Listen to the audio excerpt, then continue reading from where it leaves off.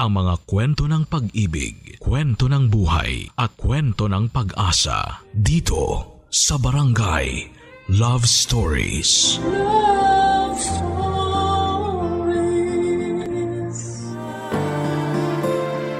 Sinasabi na iba-iba ang panahon ng bawat tao. Depende sa edad at sa dekada noong kabataan nito. Pero dumarating daw ang panahon sa bawat dekada na kung saan ay nababaliktad ang mundo.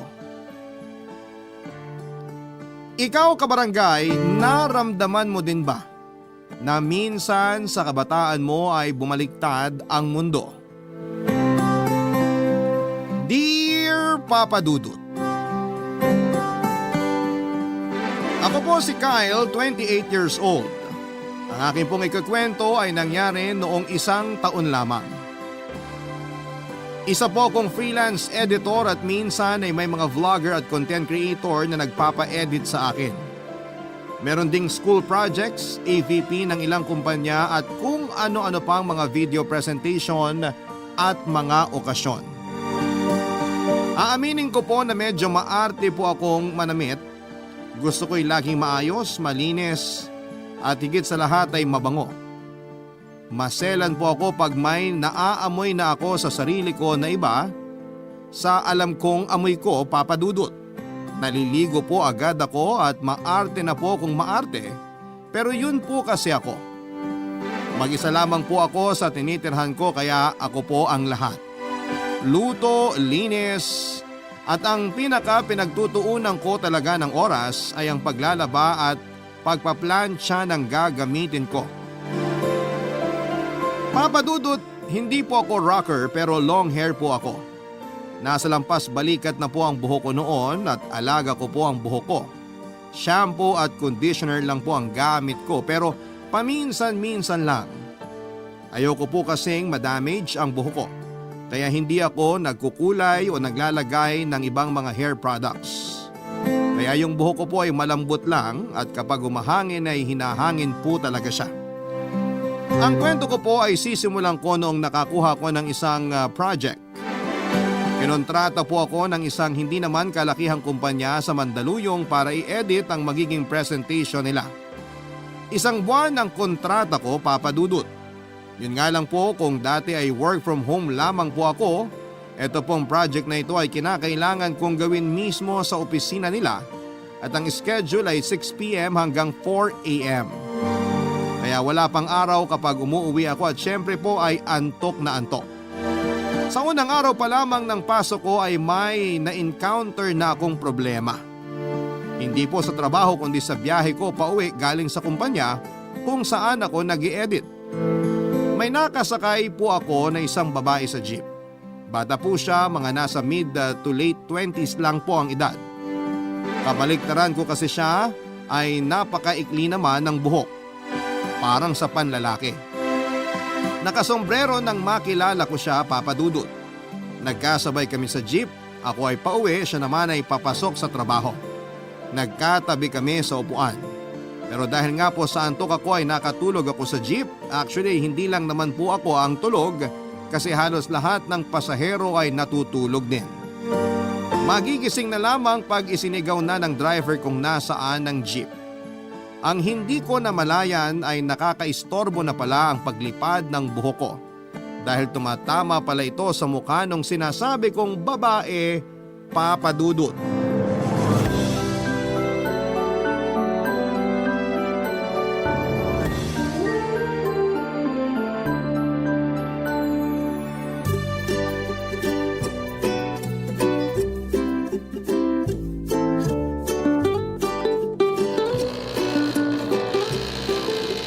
Ano ba naman? Yung buhok mo tumatama sa mukha ko. Ah! Ay, Bakit mo ako sinabunutan?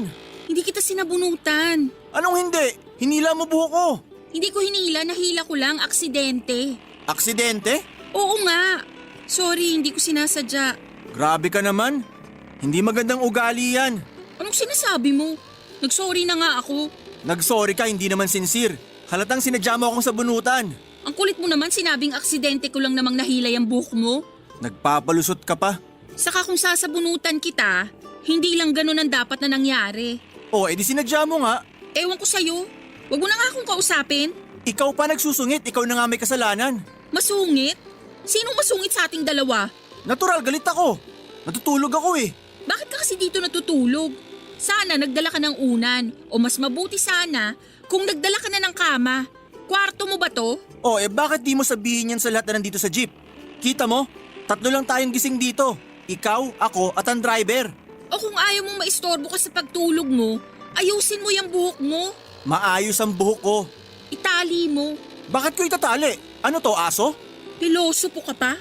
Tapusin na natin ang usapang to. Mabuti pa. Sayang oras ko. Imbis na itutulog ko. Oh, matulog ka na. Ano ba? Hoy! Ano na naman ba? Yung buhok mo! Inaano ka ba ng buhok ko? Isira ka pala eh. Itatanong mo pa? Tumatama sa mukha ko. Anong gagawin ko? Malakas ang hangin. 4 lang ang pwede mong gawin. Una, ayusin mo yung buhok mo para walang maistorbo. Pangalawa, patigilin mo ang hangin. O pangatlo, putulin mo yung buhok mo. Pang-apat, bumaba ka na kaya at doon ka magpalipad ng buhok mo sa labas. Bakit ko puputulin? Ba't ako bababa? Ano ka, sinuswerte? Pues, edi patigilin mo yung hangin. Patawa ka? Hindi mo kaya. O edi yung una na lang ang gawin mo. Ayusin mo yung buhok mo para walang maistorbo. Alam mo, ikaw lang naman umaangal sa buhok ko eh. Paano hindi? Ako lang naman ang tinatamaan. Bakit kasi diyan ka pumuesto? Saan ako pupwesto? Nakita mong punutong jeep. Pwes, magtiis ka. Siraulo ka pala talaga eh. Bakit ko titiisin na tumatama sa mukha ko yung buhok mo? Ayusin mo. Inaayos ko. Wala ka bang sombrero? Di sana, kanina ko pa sinuot. O eto sombrero ko, bilin mo. Kapal naman. Una, gamit na. Pangalawa, ang luma na.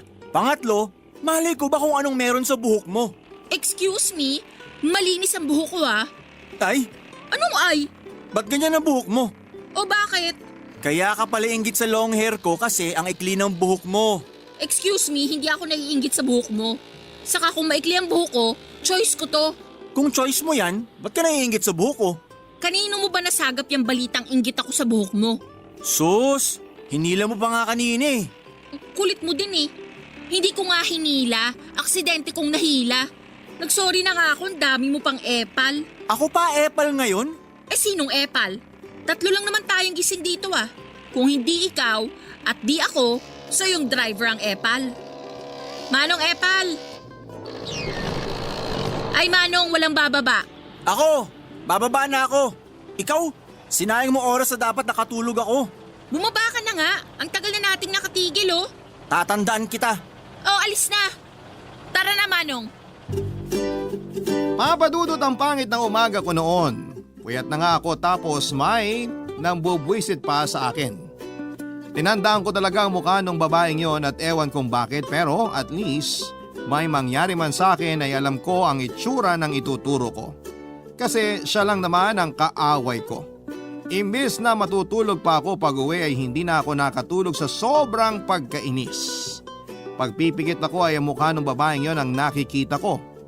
Para siyang isang bangungot. Sa totoo lang, papadudot ay maganda naman ang gupit niya at bagay sa kanya. Nabubwisit lang talaga ako sa pag-uugali niya. Imbis na magtrabaho ako ng araw na yon, ay hindi ko na nagawa kasi nga po ay hindi ako makatulog. Nagpunta na lamang ako sa isang mall at nag-ikot para maghanap ng sombrero. Nahirapan ako kasi gaya nga po ng sinabi ko ay maarte ako sa gamit. Kaya naghanap-hanap talaga ako ng bagay sa panlasa ko sa pananamit.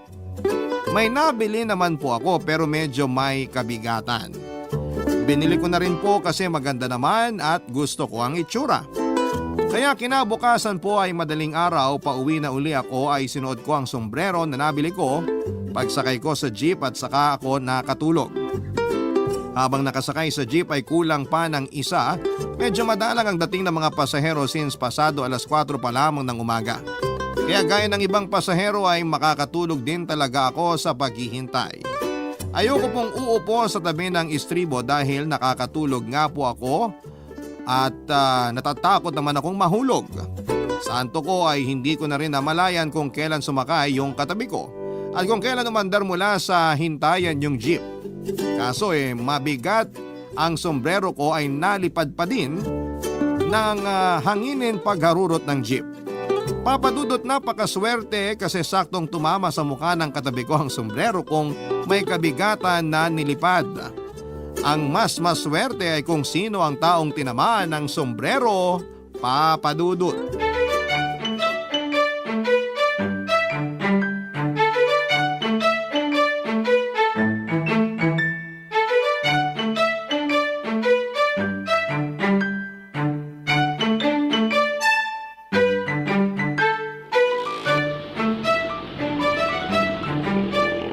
Aray! Hoy! Ay, Ikaw? ano na naman? Sinusundan mo ba ako? Ano? Kapal ah. Mas makapal ka. Bago ako umupo dito, walang nakaupo dyan. Ibig sabihin, nauna akong umupo dito. Ngayon, ano sinasabi mong sinusundan kita? Hindi ba ikaw sumusunod sa akin? Mas makapal ka. Ano na naman ba problema mo? Sira ulo. Kung sombrero mo tumama sa mukha ko. Oh, bakit ka galit sa akin? Ako ba yung sombrero? Sira ulo, sa'yo to eh. Tumama sa mukha ko. Anong sinasabi mo? Inutusan kong tumama sa mukha mo yung sombrero? Puwisit ka talaga eh. Alam mo, puyat ako. Pakailam ko. Puyat ako, kaya please, tigilan mo ko. Bakit? Ano gagawin mo? May sinabi ba ako? Nagbabanta ka eh. Nakikiusap ako. Nagbabanta ka. Nakikiusap nga. Nagbabanta ka. Nagsombrero ako para hindi lumipad ang buhok ko. Kaya itong sombrerong pinalipad mo. Hinangin nga, di ba? Mahangin ka kasi.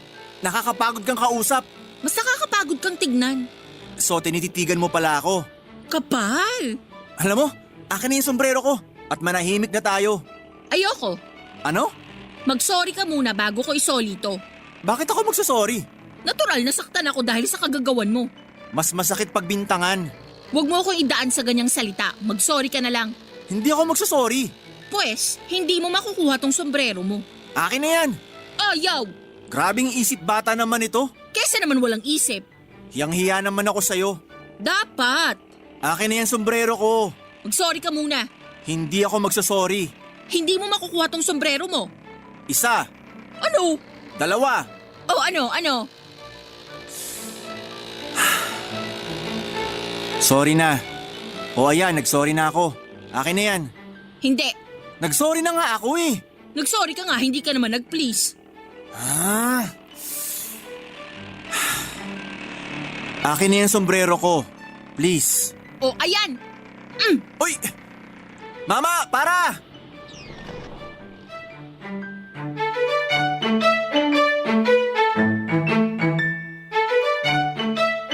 Papa Dudut, hinagis niya sa akin ang sombrero ko. Kaya ang lakas ng hangin dahil umaandar ang jeep. Ayun, nilipad pabalik sa kanya hanggang sa lumipad palabas ng jeep. Pumara agad ako para habulin yung sombrero ko kaso'y nahulog doon sa tulay, pabagsak sa ilog. Papa Dudut, lalo akong nainis sa babaeng yon. Sinasagad niya talaga ang pasensya ko. Don't get me wrong po ha, hindi ko naman po siya sasaktan pero mag-iisip ako ng paraan kung papaano makakabawi sa kanya. Papa Dudut, dahil wala po ako sa bahay nung buwaba ako ng jeep ay naglakad na lamang ako at dumaan sa palengke. Nagtingin ako ng sombrero na pwedeng kapalit noong nahulog sa ilog kaso'y wala pong pasado sa taste ko. Kaya bumili na lamang ako ng panali sa buhok ko, magpuponytail na lamang ako pagsasakay ng pampublikong sasakyan para walang naiistorbo ang buhok ko. Baka po kasi madagdagan pa ang kaaway ko. Bumili ako ng 3 panali at isa para sa malapit sa anit, isa sa gitna at isa sa dulo para hindi siya bumubuhaghag kapag hinahangin. Tanghali na nang makauwi ako at kailangan ko pang tapusin ang isang pinapa-edit sa akin bago ako makatulog. Kaso'y hindi ko po kinaya ang antok kaya nakatulog ako habang nag-i-edit. Nang malimpungatan ako ay tinuloy ko ang pag-i-edit. Doon po lalong uminit ang ulo ko dahil magagahol na ako sa oras noon. Nangyari ang lahat ng kamalasan ko dahil sa kagagawa ng babaeng yon. Kapos na naman ang tulog ko dahil kailangan ko na uling pumasok sa kumpanya sa Mandaluyong. Papa Dudut, alam naman po natin na nakakaapekto sa mood ng tao ang puyat. Kaya may konting sungit factor po ako ng araw na yon. Dahil nga po sa kakulangan ko sa tulog at sa sobrang inis na nararamdaman ko dahil sa experience ko sa babaeng yon, Papa Dudut. Barangay Love Stories. Barangay Love Stories. Papa Dudut, natapos ko naman po ang ini-edit ko. Kaso ay gagahuli na ako ng oras sa biyahe ko papunta sa Mandaluyong. May kaunting oras pa naman po kaso ay ayokong umalis ng bahay nang hindi naliligo at hindi nag-aayos. Kahit nagmamadali ako ay nag-take time pa din ako para sa sarili ko. Nang makapagbihis ay saka ako nagmadaling pumunta sa sakayan, Papa Dudut, at doon ko naramdaman ang stress. At habang nagmamadali ako ay mukha ng babaeng yon ang naiisip ko. Para niya akong kinukulam kasi ayaw akong tantanan ng imahe niya sa isipan ko. Nakadagdag pa ng stress ko ay ang kliyente ko na nagpa-edit noong huling video na sined ko. Nag-message siya sa akin at alam kong galit kasi late ko nang napadala ang video sa kanila. Sinabihan ako na huling paggawa na raw nila yon sa akin. Pinilit kong magpaliwanag kaso'y binara na niya ako na mas madami pa daw magagaling sa akin, Papa Dudut. Nasakta ng pagiging artist ko. Kaya nasagot ko siya ng pabalang kaso'y parang sobra naman niyong mga sinabi niya. Payag naman akong mapagsabihan pero wag niya akong minamaliit. Pagkatago ko ng telepono ko sa bagay saka pumasok sa isipan ko na nabawasan ako ng kliyente. Ang mas nakakatakot ay baka siraan pa ako sa iba dahil nga sa sinagot ko pa ito ng pabalang sa text. Kaya bumalik na naman yung isipan ko sa mukha ng babaeng yon. Nagsanga-sanga ang lahat ng problema ko dahil sa kanya. Ang konsiderasyon na lamang po noong araw na yon ay noong pauwi na ako at hindi ko kasi nakasabay ang babaeng yon. Dahil maliwanag na po noong umuwi ako para lang pong mabawi yung late na pagdating ko sa opisina. Araw ng linggo, wala akong trabaho. Hanggat maaari po kasi ay hindi ako nagtatrabaho o tumatanggap ng trabaho kapag linggo. Para naman may oras ako sa sarili ko. Nagpuntang muli ako sa mall para maghanap ng sombrero. Habang wala ay itinali ko na lamang muli ang buhok ko. Papa Dudut, sino ba naman ang mag-aakala na noong hawiin ko ang buhok ko na nakatali ay may tatamaan ito na nasa likod ko. Sakto sa mukha pang tumama na para siyang nilatigo, Papa Dudut.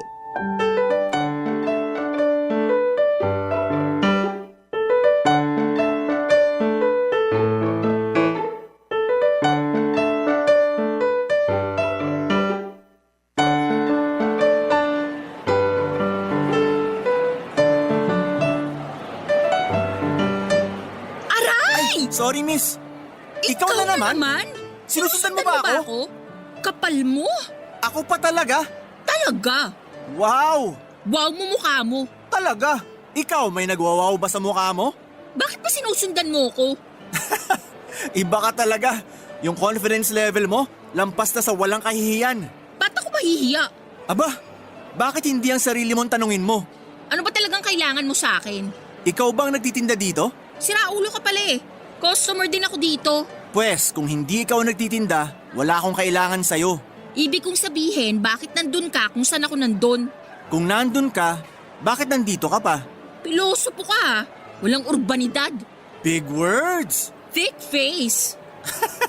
Nakakatawa ka. Ikaw nakakabwisit. Kung nabibwisit ka sa akin, di dun ka sa malayo. Nandito ang bibiling ko. Ikaw ang pumunta sa malayo. Ewan ko sa'yo. Ang laki-laki nitong mall, dito ka talaga pupunta sa likod ko. Bakit ikaw ang magdidesisyon kung saan ako pupunta? Bahala ka kung saan ka pumunta. Kahit pa impyerno, susuportahan pa kita. Ayoko sa impyerno. Ano, araw-araw kitang makikita? Wow, coming from you. Talaga? Alam ko na kung bakit lagi ka nakasombrero. Para matakpan niyang sungay mo. Patawa ka. Seryoso ako. Malis ka na nga dito. Bakit sa'yo tong mall? Bakit ba kailangan dito ka pa? Ano bang tinda dito? Sombrero, di ba? Ibig sabihin, bibili ako ng sombrero. Alangan naman doon ako maghanap sa underwear.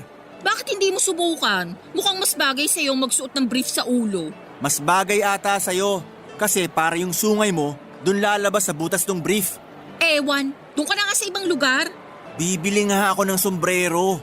Kasi yung sombrero ko, hinagis mo sa ilog. Makapagparatang ka. Hinagis ko? Nilipad yun ng hangin. Paano hinagis mo? Doon ka na nga. Bibili muna ako bago ka pumunta dito. Nagdududa na talaga ako na palabas na ng palabas sa ulo mong sungay mo. Kaya lagi kang nakasombrero. Doon ka na. Huwag ka naman buwisit dito. Nauna ako dito. Paano mo mapapatunayan? Ayun, nakikita mo yung security guard? Natural. Puntahan mo siya. Sabihin mo gusto mong ma-review yung CCTV footage kung sino na una sa atin dito. Bakit mo ko utusan? Tinuturuan lang kita. Mas kailangan mo edukasyon. Excuse me, graduate kaya ako? Bumalik ka uli, kailangan mo yon. Mag-master ka sa good moral and right conduct. Bakit? May subject kang ganon? Natural. Bakit hindi mo ina-apply sa buhay mo? Depende sa kaharap ko. Sus! Kahit naman nakatalikod ka, halatang salat ka sa magandang asal. Ano? Wala. Ulitin mo yung sinabi mo. Masakit ba? Sige, doon na lang ako sa underwear. Hoy, bastos! Bumalik ka dito! Papadudot sa laki ba naman ng mall at sa dinami-daming lugar sa Pilipinas, bakit doon pa kami parehong napadpad? Para sa akin ay aksidente ang pagkikita namin doon. Yung sa jeep ay hindi na imposible kasi pareho kami ng sinasakyan at parehong oras kaming sumasakay. Kaya marami talagang pagkakataon na magkita kami sa sakayan. Pero sa mall at sa araw ng linggo, sa mismong araw ng pag-relax ko ay makikita ko ang isa sa mga dahilan ng stress ko. Papadudot, dalawa lang naman ang source ng stress ko. Yung pag malapit na ang deadline ng mga ine-edit ko at yung babaeng yon. Bibili din pala siya ng sombrero ng oras na yon. Kung sa bagay ay mukhang luma na yung sinusuot niya. Ako naman ay talagang bibili din ng sombrero kasi nga po kundi dahil sa kanya ay hindi ako mapupunta sa mall ng araw na yon. Kaya masasabi ko talaga na siya ang may kasalanan at nagkita na naman kami. Noong naghiwalay kami sa loob ng mall kung hindi ba naman sobrang malas ay nagkasabay na naman kaming lumabas. Mga 5 hakbang ang layo namin sa isa't isa. Hindi kami nag-uusap pero tila nababasa ko yung mga masasamang sinasabi ng babaeng yon sa isipan niya. Kaya hindi ako nagpatalo, nilabanan ko siya ng titigan at sa isip ko ay madami din akong masasakit na sinasabi. Nagsaywar kami, papadudot. Pero nang makauwi ako ay parang pakiramdam ko. Talo na naman ako. Kasi siya nakabili ng sombrero samantalang ako ay zero. Kahit nakalabas na ang bruha ay hindi na ako babalik sa loob ng mall, papadudot. Kakapusin na kasi ang mga gagawin ko. May bigla rin kasing nagpa-edit at kinabukasan ng maagang maaga ay kailangang ipasa yon. Kaya kailangan ko nang umuwi para magawa ko na. Ayoko sanang tanggapin kasi nga linggo noon at araw ng pahinga ko kasi naisip ko yung huling nagpa-edit na hindi na raw ako kukunin. Baka mawala pa yung bagong kliyente na bigla ang nagpagawa kaya tinanggap ko na rin, papadudot. Bago ako umuwi, para hindi na ako magluto ay kumain na muna ako sa labas. Naisip ko din na i-treat ang sarili ko. Naghanap ako ng medyo mura pero masarap at magandang restaurant sa malapit lang din doon sa mall. May nakita akong resto na maliit lang. May 3 mesa sa loob pero maayos at malinis. Para siyang medyo pinasosyal na karinderya. Yung pagkain nila sa itsura pa lamang ay mukhang masarap na. Umorder muna ako bago umupo. Bakante pa naman ang 2 mesa at wala akong kaagaw. Nang paupo na ako sa upuan ng bakanting mesa, pakiramdam ko ay sinumpa ang araw na yon dahil kaharap ko ang babaeng kampo ng kadiliman, papadudot.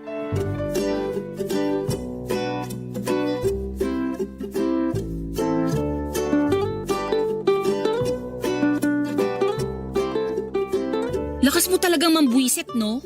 Kumakain ako, oh. Bakit? Ano sa palagay mo gagawin ko dito? Kakanta? Nakita mo may pagkain din ako, oh. Bakit dito ka pa kakain? Hello, wala ako dyan. Nandito ako. Piloso po kang buisit ka eh. Ang siga mo kasi. Lahat na lang inaangkin mo. Hindi naman sa itong resto ah. Sa ibang resto ka na kumain. Aba, ano ako, baliw? Umorder ako dito tapos sa ibang resto ako kakain? Bahala ka kung saan mo gustong kumain. Gusto ko dito kumain, kaya wag mo akong pakialaman. Bakit ba kailangan mo akong sundan? Ano bang trip mo? Hello uli! For the nth time, hindi kita sinusundan. Nakita mo na siguro pagpasok mo na nandito ako. Bakit tumuloy ka pa? Nakita kita, pero malay ko bang ikaw yan? Nakatalikod ka eh. Maikli ang buhok, akala ko lalaki. Ano na naman yung pinapahiwatig mo? Wala, masyado kang praning. Alam mo naman ang buhok ko. Nakita mo na nagmamaang-maangan ka pa. Bakit? Ikaw lang ba nagtataglay ng ganyang buhok? Palibhasa, yung buhok mo, pang bading. Mukha kang bading. Yang buhok mo, pareho ng mga basagulero sa amin. Huwag mo nga ginagawang katatawanan ng buhok ko. Kung nakasombrero ka, siguro kanina pagpasok ko malamang nakilala pa kita, kahit nakatalikod ka pa. Sira ka pala eh. Kumakain ako, magsusombrero ko. Palibhasa, wala kang urbanidad. Ako talaga? Sino bang jolog sa atin? Bawiin mong sinabi mo. Oh, ba't ka nagagalit? Totoo ba? Hindi. Oh, huwag ka magalit kahit sabihin kita ng Jologs! Jologs! Kung hindi ka talaga Jologs. Hii! Pwede ba kumain na lang tayo ng hindi nagpapakialamanan? Ay, mabuti pa nga. Doon ka humarap sa kabila. Ano? Para pag nakatalikod ako kung ano-anong gagawin mo? Hindi ako tatalikod sa'yo. Eh di wag. Huwag ka na lang tumingin sa akin. Wow! Ang taas ng kumpiyansa. Feeling pinagtitinginan. Huwag mo na akong kausapin. Okay, timer starts now. Kapal ng fes! Ano ba? Akala ko ba walang pansinan? Eh bakit mo ako pinapansin? Pinapansin mo ako eh. Sinabihan mo ako makapalang fes. Ikaw ba kausap ko? Baliw ka ba? Tayo lang dalawa nandito. Yung tindera nandun sa loob. Sinong kausap mo? Sarili mo? Eh ikaw pala ang siraulo eh. Bakit ko naman kakausapin ang sarili ko? So ako nga kinakausap mo. Hindi ikaw. Kausap ko ang imaginary friend ko. O ano, pahiya ka? Bahala ka. Tumahimik ka na. Yung itsura parang yung mga nakakagigil na kontrabida sa mga serye. Ano? Ako ba kinakausap mo? Sino pang kakausapin ko? Dalawa lang tayo dito. Oh, bakit kinakausap mo ako? Akala ko may imaginary friend ka. O eh sinong kausap mo? Imaginary friends ko. Mas madami. Tropa sila. Ikaw isa lang. Kasi kahit imaginary, iilan lang ang gusto ka maging friend. Hindi mo ba ako titigilan? Nananahimik kami ng mga OG ko dito ah. Puwisit ka talaga. Nakakawala ka ng gana. Nawalan ka ng gana? Eh ubos na yung pagkain mo. Wala kang pakialam. Makaalis na nga. Bayaran mo yung kinain mo. Pay as you order nga, di ba? Bobo ka ba? O paano? Aalis ka na? Alangan namang tiisin ko yung presensya mo. O paano? Anong o paano? Basta mo na lang iiwan ng nag-iisang imaginary friend mo? Nauna na siyang umalis.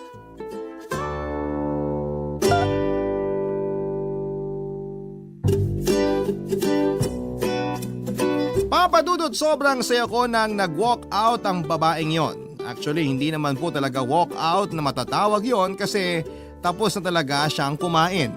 Bilib nga po ako kahit nakikipag-away ay natapos siyang kumain. Multitasking yung bunganga niya. Pero ganoon pa man ay masaya pa din ako kasi naitaboy ko siya. Nakita ko na siya naman ang umuwing luhaan kasi na bad trip ko siya, papadudot. Nakabawi na ako sa mga pambabad trip niya sa akin. Ninamnam ko talaga yung pagkain ko sa sobrang tuwa. Pero yun palang tuwa ko ay mapapalitan ng ibang pakiramdam. Kasi habang nakangiti ako ay bigla kong naalala yung sinabi ng babaeng yon na mukhang bading ang itsura ko. Wala akong masamang tinapay sa mga bading pero kasi hindi po ako bading. Yun ang problema ko pag may napapansin sa akin ay masyado akong nagiging conscious. Kaya nung matapos akong kumain ay kung ano-anong ayos ang ginawa ko sa buhok ko pero parang sobrang na-conscious ako. Kaya kung ano-ano ang iniisip ko, papadudot. Biglang ayokong mag-jeep kasi magkaharapan ng mga pasahero. Sigurado na may mapapatingin sa akin at saka mapapansin naman ang buhok ko. Baka hindi ako mapakali dahil sobrang bigla nga ako na-conscious ng mga oras na yon. Kaya sa bus na lamang ako sumakay. Hindi ako sanay mag-bus pero nag-bus ako para lamang makaiwas sa mga iisipin ng mga tao na mapapatingin sa akin sa loob ng jeep, papadudot. Barangay Love Stories. Barangay Love Stories. Papadudot para akong pugante habang papunta sa bus terminal. Nagtatago ako sa mga tao halos takpan ng mukha ko para lang wag kong makita na may nakatingin sa akin. Kasi siguradong mako-conscious na naman ako. Ewan nga kung bakit ako ganon. Ayoko nang may papansin sa akin kasi hindi talaga ako mapapakali. Pakiramdam ko ay pinagtatawanan ako ng buong mundo. Sakit ko na talaga ang ganong klase ng ugali, Papa Dudut. Pagsakay ko sa bus ay doon ako pumwesto sa dulo, sa likod para nakatalikod lahat ng tao sa akin. Wala pa ang driver at ang konduktor, ang nandun lang sa labas ng bus ay ang barker na nagtatawag ng pasahero. Baka matagalan pang makapuno ng pasahero ang bus, kaya sabi ko ay matutulog na lamang ako para hindi ko kita ang mga sumasakay kasi baka mapatingin sa akin. Kung hindi man ako makatulog ay magtutulog-tulugan na lamang ako, basta wag lamang matingnan ng iba. Yun nga po ang ginawa ko, hindi pa masyadong puno ang bus at sa katunayan ay wala akong katabi sa likod. Pero naramdaman ko na umakyat na ang driver at ang konduktor. Nadinig ko na ang pagbukas ng makina ng bus at naramdaman ko rin na umabante na kami, paalis. Nadinig ko din ang naniningil na ang konduktor kaya kahit na kayo ko ay nagtulog-tulugan ako ay binibilang ko ang pamasahe ko para iaabot ko na lamang. Kaya nang kalabitin ako ng konduktor ay inabot ko na kaagad ang bayad ko at sinabi ko ang bababaan ko. Pero kulang pala ang naibigay kong bayad, Papa Dudut.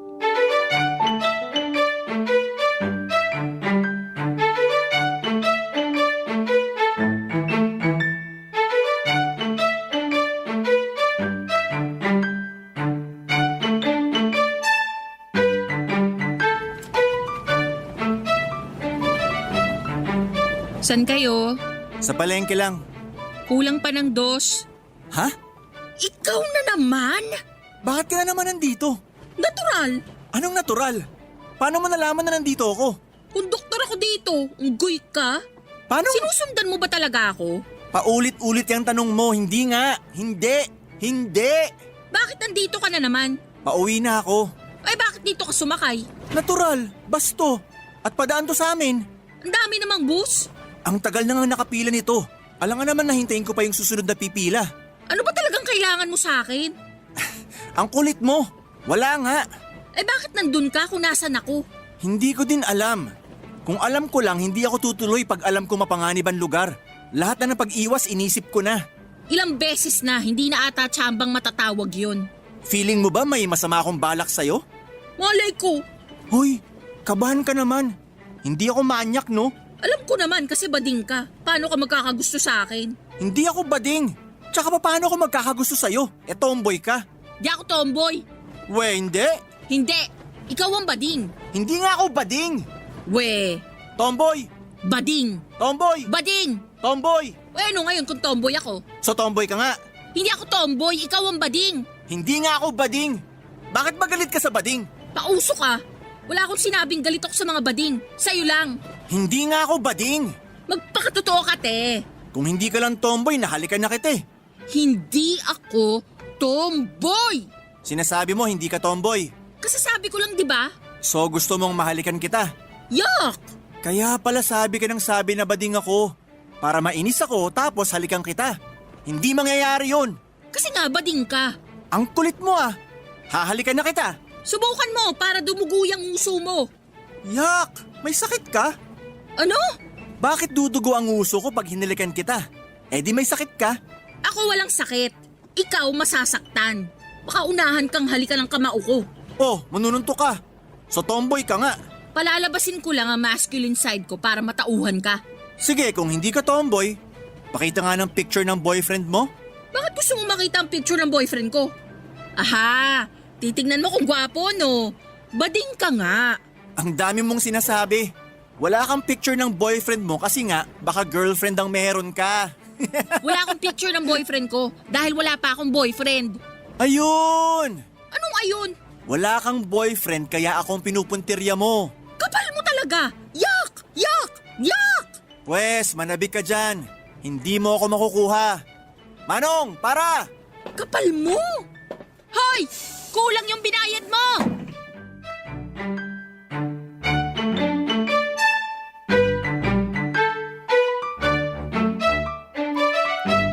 Papa Dudut, isa na namang victory at tuwang-tuwa ako lalo na nung sigaw ng sigaw ang babaeng yon na kulang daw ang binayad ko. Hindi naman ako pinigilang buwaba ng driver basta ang nasa isip ko na mga oras na yon ay masaya akong magtatrabaho at matutulog dahil naka 2 points na ako sa babaeng yon.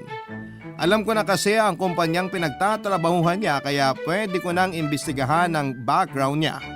Malapit lang sa amin ang pinaka-terminal nila kaya pwede akong mapadaan doon minsan at mag-imbestiga.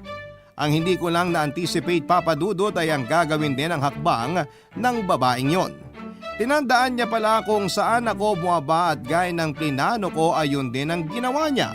Habang nagtatanong-tanong ako sa terminal ng bus tungkol sa kanya, ay nagtanong-tanong din pala siya sa lugar namin tungkol naman sa akin.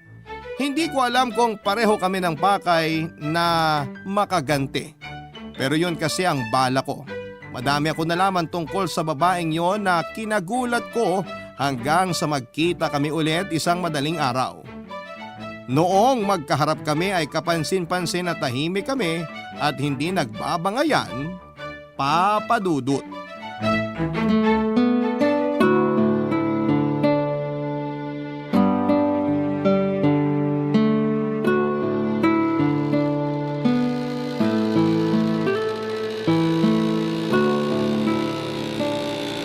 Ay! Manong bayad! Bayad daw po. Salamat. Walang anuman. Manong, bayad po. Manong, bayad. Manong, bayad daw! Eto po, isa lang po yan. Isa lang daw yan. Salamat. Pero sakto lang pala nabigay ko sa driver. Kaya siguradong alam niya na isa lang yon. Pero salamat. Mahina kasi ang boses mo kanina. Medyo mahina din kasi ang pandinig ni Kuya. Kaya kailangan lakasan ng boses. Kilala mo yung driver? Ilang beses na nating nasakyan tong jeep niya. Ah, talaga? Hindi talaga ako observant. Oo nga.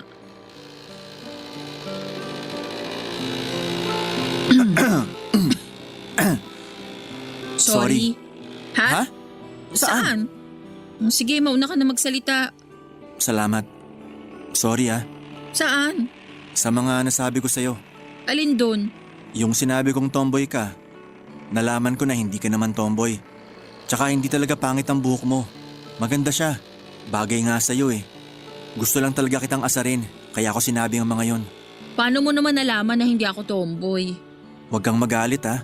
Saan naman? Basta huwag kang magalit. Hindi, promise.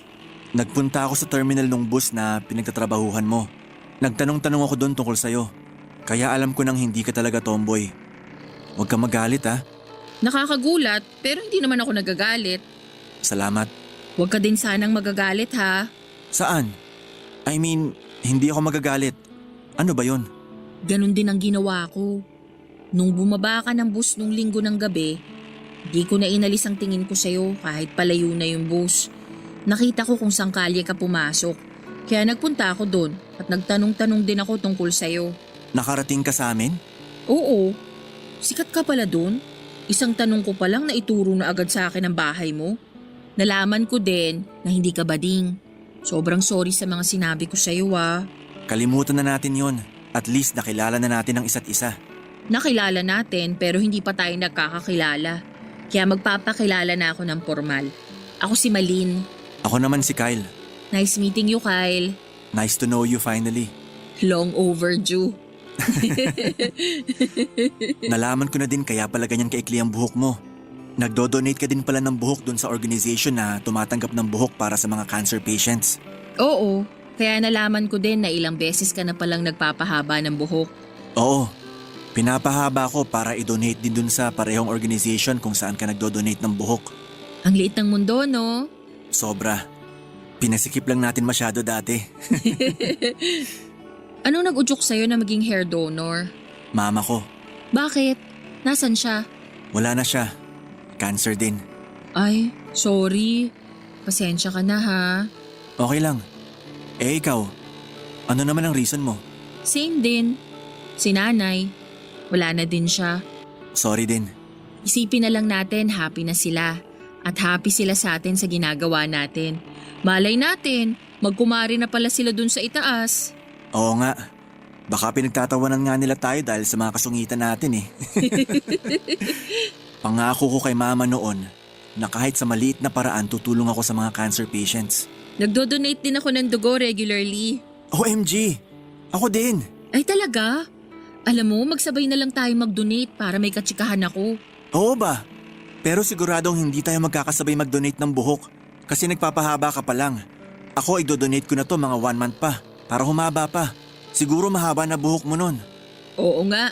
Pero okay lang. Maganda nga kasi pag maikli ang buhok mo. Ako naman, pahaba na. At pag mahaba ang buhok mo, ako naman maikli uli. Parang baliktad lagi ang mundo natin. Oo nga.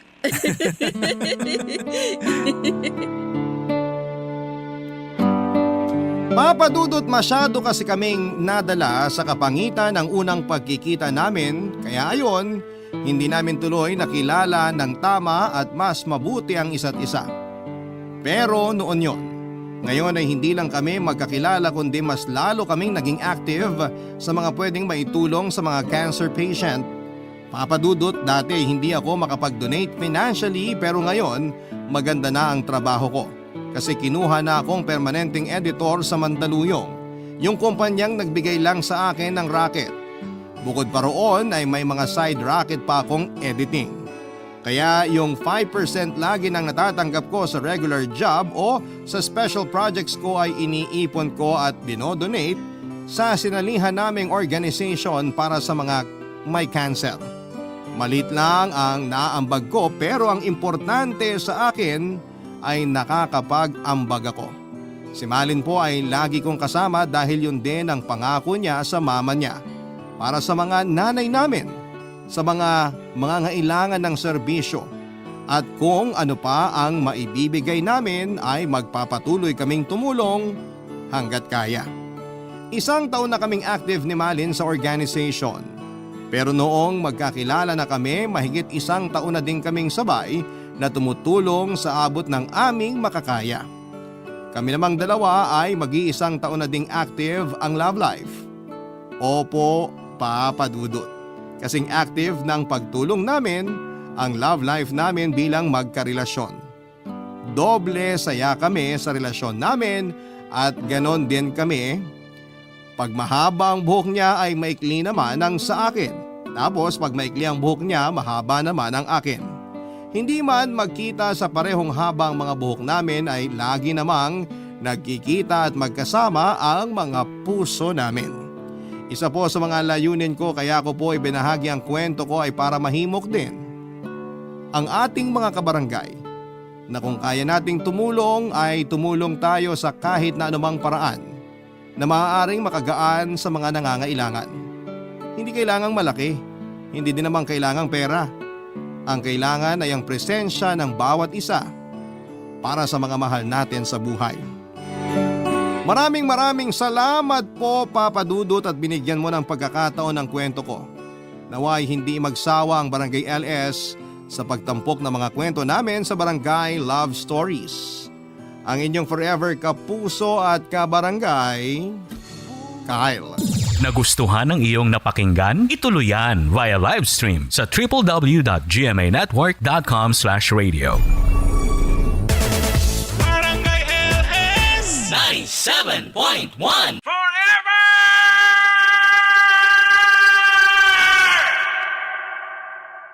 Ang mga kwento ng pag-ibig, kwento ng buhay at kwento ng pag-asa dito sa Barangay Love Stories. Love Stories. Ang isang karera ay may pag-uumpisahan at may pagtatapusan. Pero hindi sa buhay dahil ang buhay ay hindi po karera. Ang isang kwento ay may simula at katapusan. Kaya kapag nahihinto ang kwento, minsan para maalala natin ay muli nating sisimulan. Ikaw kabarangay, may kwento ka ba sa buhay na binalikan mo para muli mong simulan?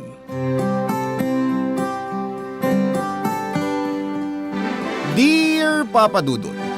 Magandang araw po, ako po si Sherwin, 37 years old at ang kwento ko po ay masasabi kong fresh pa. Dahil kailan lang po ito nangyari. Papa Dudut, hindi na po ako mahihiya dahil po sa pandemic ay sobrang malas ang nangyari sa akin. Nawalan po ako ng trabaho. Nung una ay okay pa po ako dahil may ipon pa ako. Pero iniwasan at pinagkaitan po yata ako ng trabaho. Kahit na anong ginawa ko ay wala pong naging swerte. Kaya hanggang naubos ang lahat ng ipon ko at wala na akong panggastos. Mag-isa lang po kasi ako sa buhay at wala na po ang mga magulang ko at mga kapatid ko ay malalayo sa akin. Kaya nang maubos ang lahat ay naibenta ko na din ang mga gamit ko, pero dahil may mga kailangang bayaran ay mabilis ding naubos ang pera. Kasabay pa ng mga nagmamahalang bilihin. Sa madaling sabi po, Papa Dudut, ay naubos ang lahat at hindi ko rin maintindihan kung bakit nangyari yon. May mga kaibigan na po akong nahiraman ng pera pero nahiya na uli akong manghiram kasi ayokong maging abusado. Yung iba naman ay iniwasan ako. Pero hindi po ako galit kasi pera naman po nila yon, kaya karapatan nila kung ano ang gusto nilang gawin doon. Sinubukan ko rin naman po mag-apply ng trabaho pero parang walang may gusto sa akin. Ayoko pong isipin pero parang ganun po kasi. Kaya sa sobrang gutom ko ay nagsubok po akong makiusap ng pabarya-barya para makabuo ng pangkain. Sa makatuwid po ay nanlimos na ako.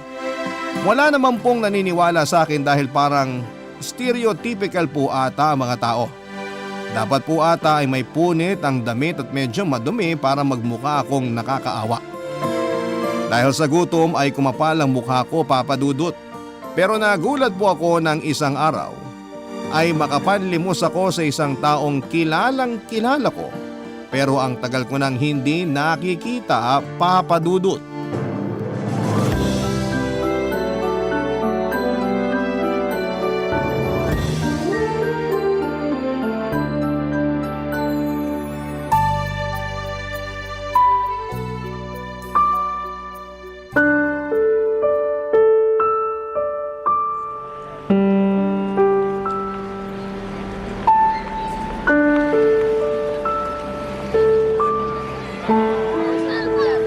Ma'am, pasensya na.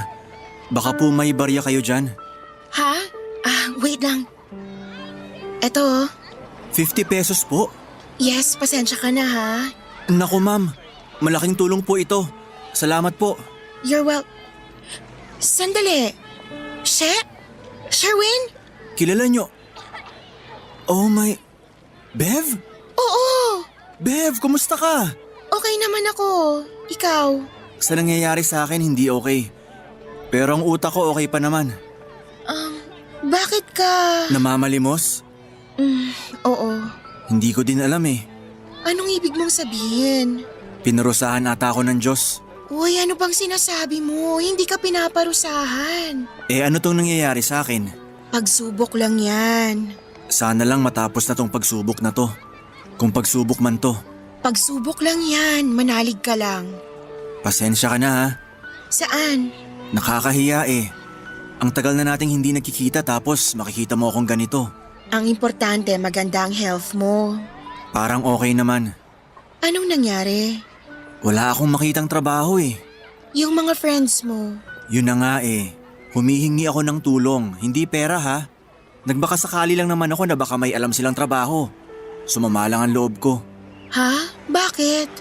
Pwede naman kasi nilang sabihin na wala silang alam o walang maitutulong. Kaso yung iba hindi na ako kinakausap. Nag-ghost ang mga messages ko. Yung iba in-unfriend pa ako sa social media. Sorry. Ano ka ba? Wala ka namang kasalanan. Tsaka hindi naman ako galit sa kanila. Sumama ang loob ko pero hindi ako galit. Kasi hindi ko naman sila pwedeng diktahan. Kung ano sa tingin nilang tamang gawin, sila pa din yun. Huwag mo nang isipin yon, masistress ka lang. Hindi na nga eh. Ang iniisip ko na lang yung paano ko maitatawid ang kada araw na dumadaan. Hindi ko alam ang sasabihin. Nako, wala kang dapat sabihin dahil malaki tong binigay mo. Tawid na ang buong araw ko. Sa 50 pesos? Sabi nga, pag maliit ang kumot, matutong mamaluktot. Sandali. Eto, kunin mo muna to. 1,000? Ay, 3,000? Pasensya ka na ha. Ano ka ba? Naiiyak naman ako sa'yo. Pagkasyahin mo na muna yan, tapos mag-iisip ako ng paraan paano ka matutulungan. Madaming araw na akong isasalba nito. Kumain ka ng maayos ha, parang ang payat mo na oh. Salamat.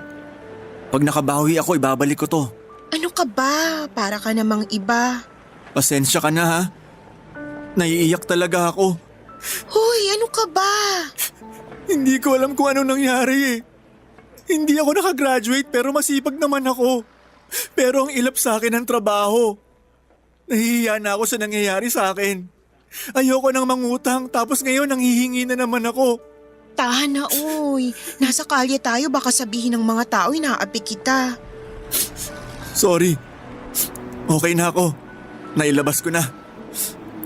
Teka, saan ka pala pupunta? Magkikita kami ng boyfriend ko. Ah, okay. Ikaw, may girlfriend ka ba? Buti na lang wala. Kundi nakakahiya tong nangyayari sa akin. Or baka naman natulungan ka sana niya. Pwede naman. Ay, pasensya na. Baka kailangan mo nang umalis. Sige, etong calling card ko. Tawagan mo ako pag kailangan ha. Baka din makaisip ako ng may tutulong ko sa'yo. Salamat, Bev. O siya, bye na. Oh, teka. Anong gagawin mo? Bebeso ako sa'yo. Nakakahiya. Madumi ako. Huwag kang ang ganyan. Sige na, bye. Papadudot na hiya ako kay Bev pero ganun pa din siya. Walang pagbabago. Hindi pa din siya maselan at paalis na sana siya para puntahan ang boyfriend niya nang biglang may tumulak sa akin. Malakas ang pagtulak kaya nabuwal ako. Hindi na ako nakabalanse at nagulat kasi ako. Ang tumulak sa akin ay ang boyfriend pala ni Bev at inakala daw niya na binabastos ko si Bev. Pero sinabi ni Bev na kilala niya ako. Hindi ko alam kung anong nagawa kong masama sa kanya at ganoon na lamang ang init ng ulo niya sa akin. Parang ilang taon na kaming magkakaaway dahil sa gigil niya. May pagka-OA din magalit ang boyfriend niya pero ako alam ko na yung mga ganong galawan ibig sabihin lang noon ay nagpapasikat siya kay Bev. Gusto niyang ipakita kay Bev na isa siyang superhero na ipagtatanggol siya sa anumang klase ng panganib. Pero nasa ng panganib? Ako lang naman yon. Mas malaki din siya ng di hamak sa akin, dagdag pa yung nangangayayat ako ng husto. Kaya mas ipinakilala pa ako ni Bev sa kanya para maintindihan niya kung sino ako, Papa Dudut.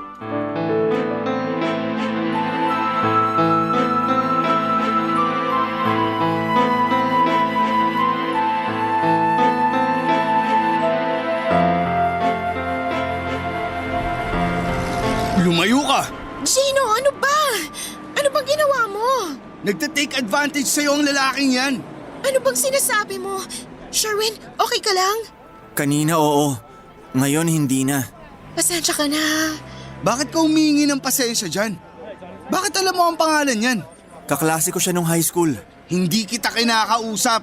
Totoong sinasabi niya. Classmate ko siya noon at ex-boyfriend ko siya nung high school. Uy Bev, nakakahiya naman. Bakit sinabi mo pa yan? Anong nakakatawa? Sorry. Tumigil ka na nga, Gino. Kilala ko yan. Siya si Sherwin. Sherwin, ito naman ang boyfriend ko, si Gino. Nice to meet you. Gino, nice to meet you daw. Tara na. Aalis na kayo?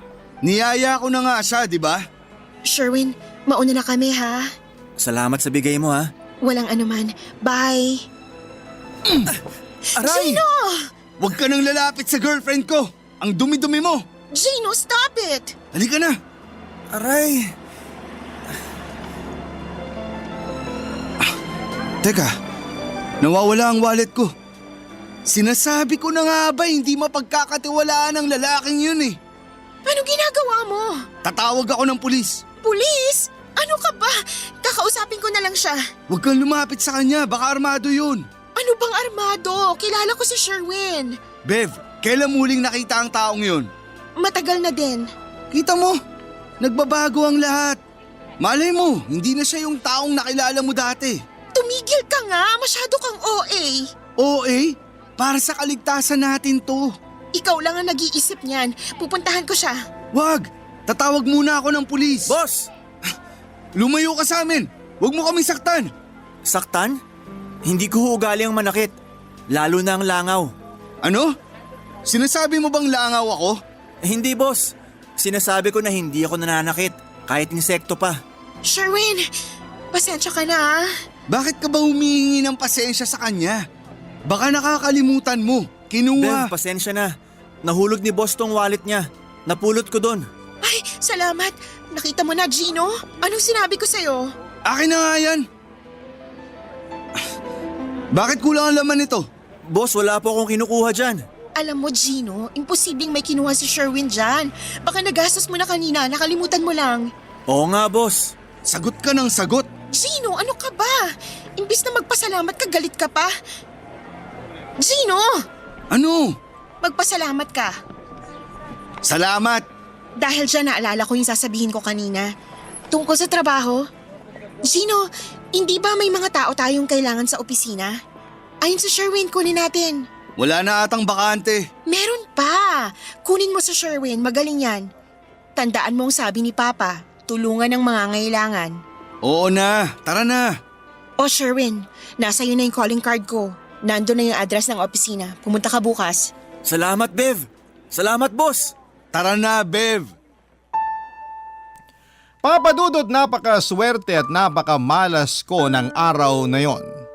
Swerte dahil nakita ko si Bev na matagal ko nang hindi nakikita at inalok pa niya ako ng trabaho. Malas naman dahil ilang beses ako naitulak at nakwelyuhan pa. Tapos yung wallet na isinoli ko ay hindi naman siya nahulog. Nung kwinelyuhan ako ni Gino ay naramdaman ko na may nilagay siya sa bulsa ng jacket ko. Malakas ang pakiramdam ko sa mga ganon, Papa Dudut, at nung kapain ko ay nakita ko ang wallet niya ang nilagay niya. Dalawa lang ang ibig sabihin noon. May masamang balak si Gino, baka gusto niya akong ipahamak o kaya ay gusto niya talagang ibigay sa akin yung wallet niya na napaka-imposible dahil mukhang nagigil siya sa akin. Kung may iba pang dahilan ay hindi ko na alam. Basta ang alam ko ay ramdam din ni Bev ang hindi magandang trato sa akin ng boyfriend niya ng mga oras na yon, Papa Dudut. Barangay Love Stories. Barangay Love Stories.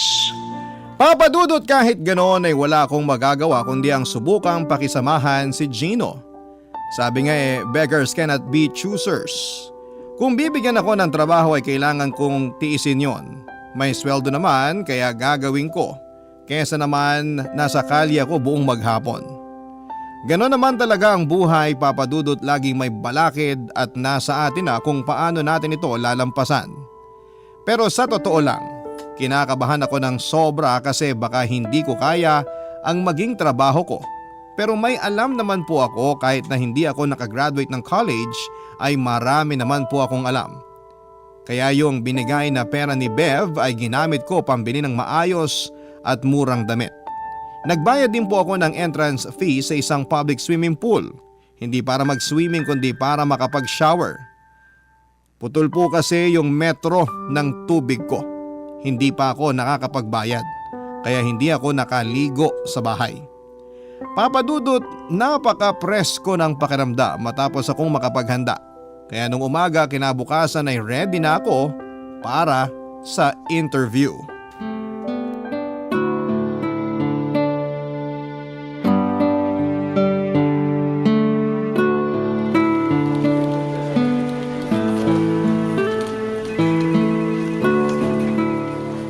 Bev! Sherwin! Good morning! Good morning din. Wow naman, bihis na bihis ah. Siyempre naman. Dapat ganun pag-interview. Interview? Saan? Ito naman, palabiro. Hindi ako nagbibiro.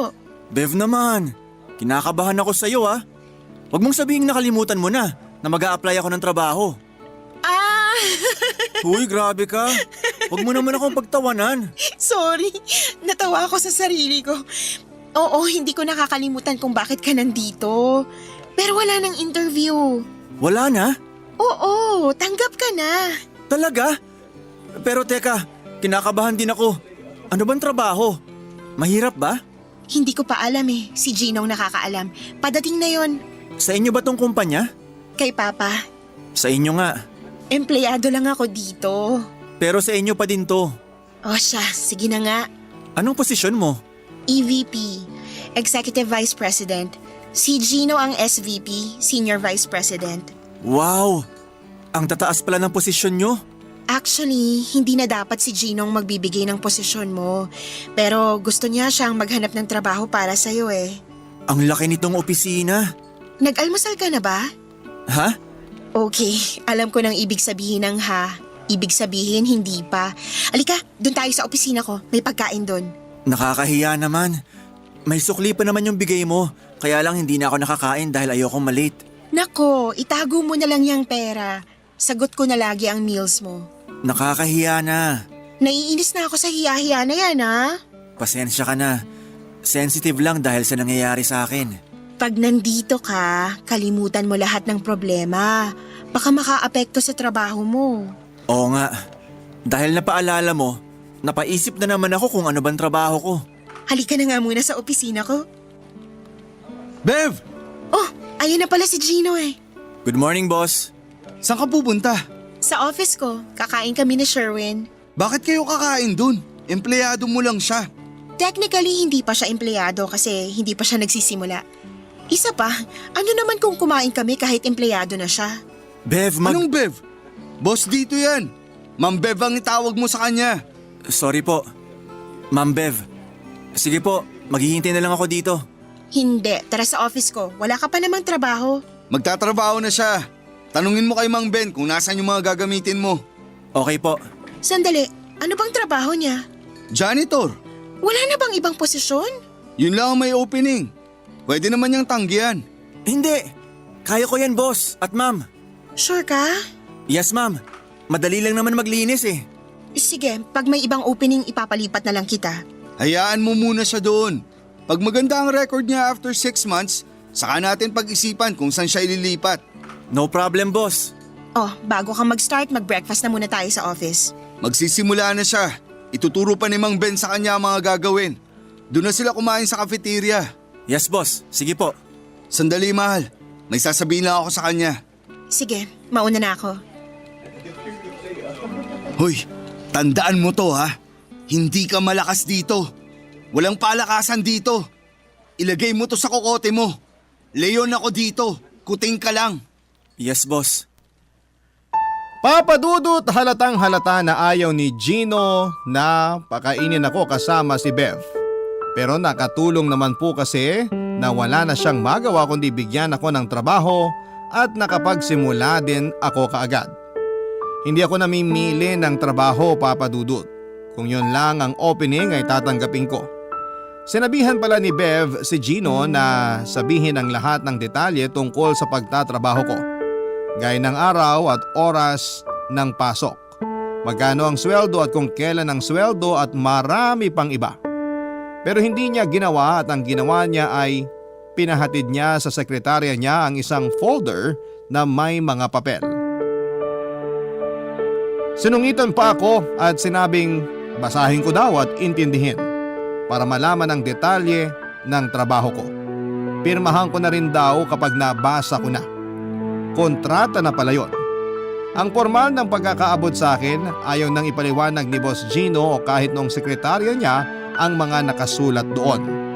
Binasa ko pa din naman, Papadudot, at masaya ako sa sweldo ko. Maliit pero pwede na kesa sa wala. Okay na ang maliit. Kahit na sinungitan ako ni Boss Gino, ang konsiderasyon ko na lamang ay ang pagtatanggol sa akin ni Bev at nakakapag-usap kami. Kahit si Bev ang dahilan ng palaging pag-init ng ulo ni Boss Gino sa akin ay okay na din. Madami din naman akong naging kaibigan sa opisina. Madami maliban doon sa sekretarya ni Boss Gino. Hindi ko alam kung namamana ba ng mga sekretaryang ugali ng mga boss nila. Itinatawa ko na lamang at hindi ako nagpapaapekto sa kanila, Papadudot.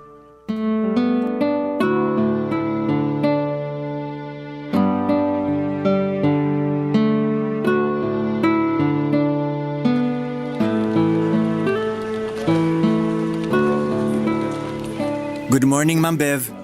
Dalawa lang tayo dito. Bev na lang. Baka magalit si Boss Gino sa akin eh. Siya lang naman ang may gustong tawagin akong ma'am. Sa totoo lang, gusto ko nga lahat dito first name lang ang tawag sa akin eh. Okay lang yon, boss ka naman. Yun na nga ang ayaw ko, yung boss ang tingin nila sa akin. Mas masaya ako kung magkakaibigan lang tayong lahat. Pero syempre, iba pa din pagdating sa trabaho. Hayaan mo na lang ako na tawagin kang ma'am. Kasi baka madulas ako na tawagin kang Bev pag nandyan si Boss Gino. Lagot na naman ako doon. Teka, minamaltrato ka ba ni Gino? Hindi naman po. Wala nga siyang pakialam sa akin eh. Pinapansin lang niya ako pag nakikita niyang magkausap tayo. Ay, wag mo na lang din pansinin. Basta dapat masaya ka sa ginagawa mo. Ay oo naman ma'am. Halos kaibigan ko na nga lahat dito eh. Wow, ang saya namang malaman nun. Pero teka, bakit sabi mo halos lahat? Sino-sino pa bang hindi mo nagiging kaibigan dito? Si Boss Gino saka yung sekretarya niya. Si Vanya? Vanya po pala pangalan nun. Hindi niya kasi sinabi. Ang sabi niya lang, Madam ang itawag ko sa kanya. Madam? Oo. Baka gusto niya rin doon na mag-opisina sa opisina ko. Sige ma'am, tapusin ko na lang yung pasilyo doon. Teka, lunch break na. Hindi ka pa ba kakain? Pagkatapos po ng pasilyo. Nako, mamaya mo na ituloy yan. Halika na, samahan mo ko mag-lunch sa labas. Naku, wag na. Bakit? Baka malaman ni Boss Gino na sumabay na naman ako sa'yo. Malilintikan na naman ako doon. Huwag mo siyang intindihin, mamaya pang balik nun, may meeting siya sa labas. Kahit na ma'am, baka isumbong ako ng sekretarya niya. Si Madam? Yes, si Madam. Huwag mo na siyang intindihin, kasama siya ni Gino dun sa meeting. Hindi po kaya biglang dumating yon? Mamaya pa yun. Natatakot ako eh. O sige, ganito na lang. Doon na lang tayo sa conference room kumain. Magpapadala na lang ako ng pagkain doon. Pero magkasama pa din tayo. Ano? Iiwasan mo na lang ba ako palagi? Hindi pwede ang ganon. Huwag kang matakot. Hindi pumapasok ng conference room si Gino. Papasok lang yun pag kailangan. Yun namang sekretarya niya, papasok lang doon pag nandun si Gino. Kaya kahit dumating pa sila, hindi ka nila makikita dahil malayo yung opisina nila sa conference room. Nakakatawa naman to. Ang alin? Yung pagtatago natin, para tayong may ginagawang masama eh. Wala naman akong pakialam kung makita nila tayo magkasama dahil magkaibigan naman tayo. Kaso, hindi kita laging mapoprotektahan kaya tama na din yung sinasabi mo na huwag tayo magpakitang magkasama o nag-uusap. Sige na nga. Pero dadalhin ko yung baon ko ha. Sige, para matikman ko din. Wag, nakakahiya. Ano bang nakakahiya? Galunggong at kamatis lang yung baon ko. Niluto ko pa kagabi, natira lang. Eh sayang, kaya binaon ko na lang. Alam mo, ang tagal ko nang hindi nakakakain ng galunggong. Gusto ko na nga uli maalala ang lasa eh. Nakakahiya naman. Pinagdadamot mo ba yung baon mo? Hindi. O yun naman pala, patikim ako. Hati na lang tayo sa isda. Ha? Sige. Pero sa akin yung buntot na part ha. Ha? Eh, bakit buntot? Nakakahiya, sa'yo na yung ulo. Buntot na lang. Ang buntot kasi hindi masyadong maraming tinik. Ah, okay. Sige. Magpapaakyat ako ng bulalo. Natatandaan mo ba nung high school? May pinupuntahan tayo magkakaklase na bulaluhan sa may San Juan? Ay oo, hindi ko makakalimutan yung kainan na yon. Pwes, tikman mo yung bulalo na kakainin natin. Para kang babalik sa high school kasi kalasa siya. Ah, naglalaway na tuloy ako. Naku, ganun din ako sa galunggong. Tara na, kain na tayo. Napakasaya namin noong tanghalian na yon. Ang dami naming inalala noong high school. Kahit ang lakas ng tawa namin ay walang nakakadinig sa labas. Soundproof kasi yung conference room. Hindi lang yung pagkain ang masarap papadudot kundi pati na yung mga alaala. Napakasarap balikan. Siyempre sa bawat saya ay pwedeng may lungkot na kasunod. Kaya ayon noong makabalik sila Boss Gino at Vanya ay balik kalbaryo uli ako doon sa mag-amo. Actually mas yung sekretary niyang si Madam Pa ang madalas na nambubulyaw sa akin. Hindi ko nga alam kung inutos ba sa kanya o kasama talaga sa trabaho niya ang bulyawan ako. Kasi wala siyang mintis papadudot. Minsan may overtime pa. Iba siya. Pero isang bagay ang kinagulat ko nang malaman ko ang isang sekreto. Habang naglilinis ako ng pasilyo ay napansin ko na sarado ang opisina ni Boss Gino. Sarado kaya inisip ko na walang tao doon. Sabi ko sa sarili ko na linisin ko na habang wala si Boss Gino. kesa yung nandun na siya dahil tiyak na may kasama na siyang sermon habang naglilinis ako. Dahil nga sa pag-aakala ko na bakante ang kwarto ay hindi na ako kumatok pa. Nagulat ako na meron palang tao. Ewan kung bakit nakalimutan yata nilang ilak ang pintuan. Ang mas nakakagulat pa, Papa Dudut, ay yung ginagawa nung dalawang tao habang nasa loob ng kwartong yon. Barangay Love Stories. Barangay Love Stories. May naghahalikan sa loob ng kwarto. Mabuting nakalabas agad ako at siguradong hindi nila ako nakita o napansin. Nagmamadali akong lumayo sa lugar na yon pero napakalakas ata yung pagkakasarado ko sa pinto. Kaya parang hinabol ako nung isa. Mabuti na lamang at nakaliko kaagad ako doon sa isang kwarto. Papadudot kitang-kita ng dalawang mata ko kung sino ang dalawang taong yon. Sina Madam at si Boss Gino ang naghahalikan. Hindi ako magkakamali. Ang tagal kong natulala sa loob noong maliit na kwartong napasukan ko. Prinoproseso ng utak ko kung tama ba ang mga nakita ko kaya para akong cassette player na paulit-ulit na nagre-rewind at nagpe-play sa utak ko yung eksaktong nakita ko. Kada ulit sa utak ko ay mukha ni Boss Gino at ng sekretarya niyang si Vanya ang nagpa-flash at rumirehistro. Papadudot noong nasigurado ko na tama ang nakita ko at hindi ako namamalikmata ay hindi naman ako makakapayag na kalimutan na lamang yon. Girlfriend niya, kaibigan ko kaya kailangan kong sabihin kay Bev ang lahat. Kailangan niyang malaman ang katotohanan.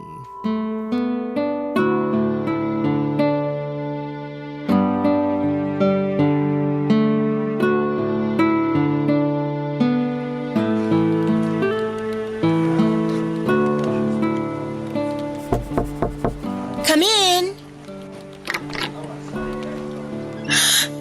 Parang gulat na gulat ka naman sa pagpasok ko. Nagulat talaga ako kasi nandyan si Gino pero hindi ka natakot at dumiretso dito. Oo, may gusto akong sabihin sa'yo. Halika, pasok ka. Umupo ka. Salamat. Teka, anong baon mo? Bakit? Natural, hihingi ako. Ha? Tosino? Ay, ang sarap na naman. Mamayang lunch, doon ulit tayo kain sa conference room ha. Pero nandyan si Boss Gino. Ako, madali lang yan. Kunyari may meeting ako, pero doon lang ako pupunta sa conference room. Hihintayin kita ah. Magpapaakyat uli ako ng pagkain. Baka malaman ni Boss Gino. Nakakalimutan mo na bang hindi siya pumapasok doon? Pero… Nako, wala nang pero. Basta mamayang lunch ha. Excited na ako sa tosino. Sige, Oh, ano ba yung sasabihin mo sa akin? masyado kang masaya. Baka masira ang araw mo. Ano ba yun? Kasi may nakita ko na hindi ko dapat makita. Bev? Nako, si Gino, magtago ka. Dito sa ilalim ng table ko.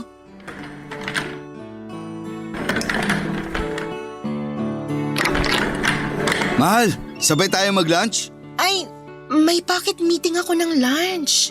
Ah, ganun ba? Oo eh, mamaya na lang tayong dinner. May kausap naman ako ng dinner time. Pag-overtime ko na nga lang si Vanya para makatulong sa akin. Ah, ganun ba? Oo, tapos bukas na maaga naman may ka-meeting din ako. Dediretso na ako doon.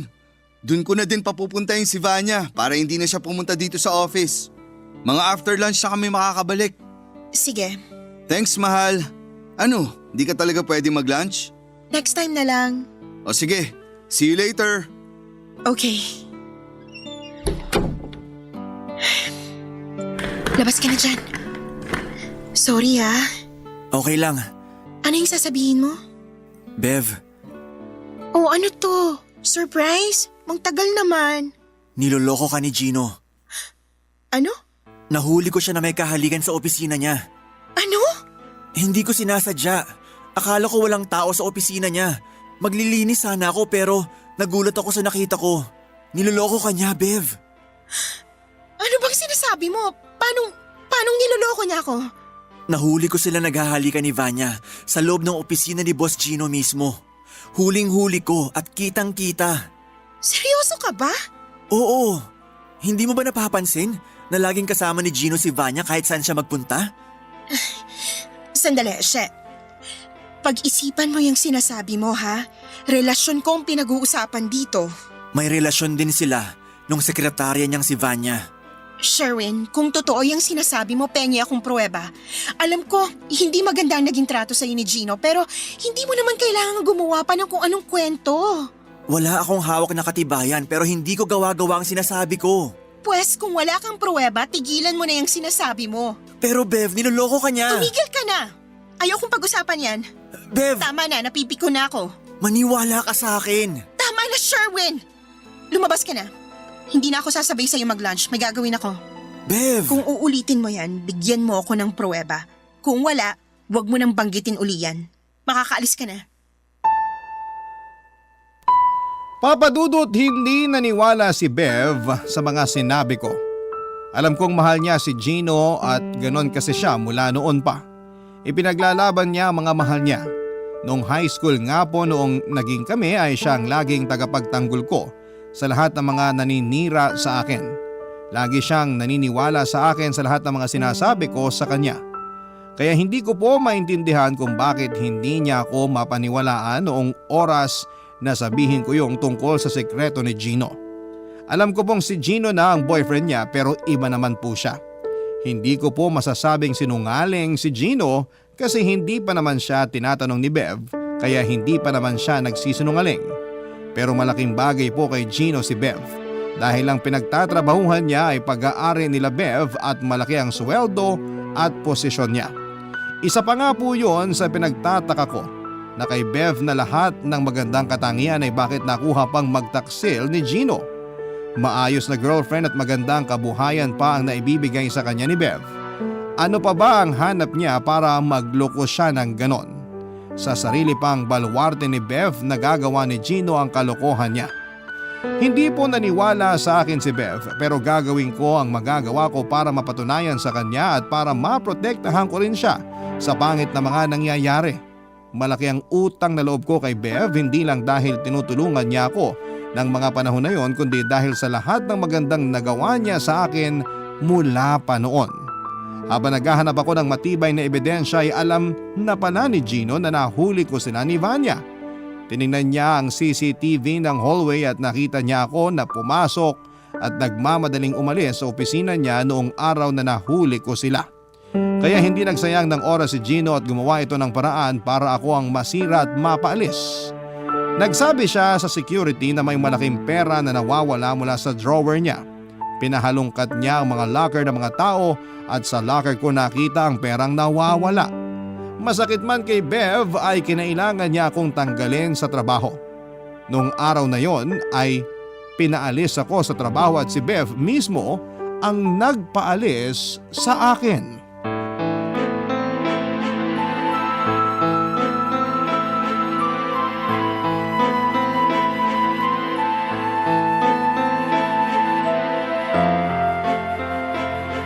Gino, Ano pang ginagawa mo dito? hinihintay lang kita. Trespassing ka! Pinaalis ka na dito! Aalis ako, pero gusto muna kita makausap. Alam mong wala akong oras para sa'yo. Hindi mo ako ipagtatabuyan pag nalaman mo ang hawak kong ebidensya. Ano? Oh, bakit parang bigla ka natakot? Huwag mo akong ginagago ah! Pwede na ba kitang makausap? Ano pa bang sasabihin mo? Kung hihingi ka ng tawad, pag-iisipan ko. Sabihin mo muna kay Bev na gawa-gawa mo lang ang sinabi mo tungkol sa amin ni Vanya. Hindi ko gagawin yan. May mas maganda akong plano. Anong plano? Mamaya ko na sasabihin. May mga gusto muna akong malaman. Ano ba yun? Alam ko din ang iba mo pang ginagawa sa kumpanya nila Bev. Kumpanya namin. Nakakatawa ka naman. Si Bev nga na anak na may-ari, hindi inaangkin na kumpanya niya. Ikaw pa? Hindi ba sabit ka lang naman? Tumahimik ka ah. Masakit, di ba? Alam mo ba na kaya kong sirain ang sira-sira mo ng buhay? Hindi sira ang buhay ko. Pero ikaw papunta na doon. Ang yabang mo magbanta ah. Alam mo naman na konting halaga lang pwede kang mawala. Dahil may pera ka? Saan galing? Nakikita mo ba ang mga papel na to? Mga dokumento to na nakuha ko sa opisina mo. Katibayan ng kinukupit mong pera sa kumpanya. Nuknukan ka talaga ng bobo. O sige, total wala naman maniniwala sa'yo. Oo, inaamin ko na kumukuha ako ng pera sa kumpanya. Pero hindi ako kasing tanga mo para ilagay sa papel ang mga dokumento. Eto, nandito lahat, kaya huwag kang tanga. Mambabluff ka na lang, hindi mo pa pinag-isipan. Bakit mo ginagawa yan? Ano bang pakialam mo? Gusto ko lang malaman. Sino ka para pagpaliwanagan ko? Natatakot ka ba na pag nalaman ko, maaari kitang mapapagsak? Ang lakas ng hangin sa ulo mo, no? Pera, yun ang kikilos. Wala ka nun. Kaya para kang isang estatwa na walang magagawa dahil wala kang pera. Oh, ganun pala eh. Bakit hindi mo masabi ang dahilan mo? Alam mo, total hindi naman ako nagmamadali. Sige, sasabihin ko sa'yo. Dahil gusto kong maagaw tong kumpanya na to. Kung mapapangasawa mo si Bev, magiging sa inyo naman ang kumpanya. Kailan pa yun? Isa pa, pag mag-asawa na kami ni Bev, makikialam pa din yung tatay niya. Kailangan ko pang hintayin mamatay ang tatay niya bago ko masabing akin na ang kumpanya. Hindi ko na kaya maghintay. Gusto mong maangkin ng kumpanya pero ninanakawan mo? Huwag kang mag-alala, titigil din yun. Pag ako na ang may-ari ng kumpanya. Yun lang ba ang kailangan mo kay Bev? Kaya niloloko mo siya? May pakinabang sa akin si Bev. Kaya yung relasyon nyo ni Vanya dinala mo sa opisina. At doon pa kayo gumagawa ng kahalayan. Alam mo, kalalaki mong tao, napaka-tsismoso mo. Kailangan kong protektahan si Bev. Paano? Hindi mo nga maprotektahan yung sarili mo. Hindi ako papayag na bastusin mo si Bev. O edi magsumbong ka sa kanya. Tingnan natin kung pakinggan ka niya. Papakinggan niya ako. Kung papakinggan ka niya, bakit ka nasisante? Kilala ko si Bev. Kaya pala itinapon kang parang basura. May mga hindi kami pinagkakasunduan. Pero alam mo ba na matapos yun nag-uusap kami? At naniniwala siya sa akin? Lakas ng trip mo ah. Halika, sasamahan kita. Isumbong mo lahat ang sinabi ko sa'yo. Hindi na kailangan, nandito na ako. Bev, Bakit parang nagbagong itsura mo? Kanina parang leon ka. mahal, kung ano man ang narinig mo, sinabi ko lang yun.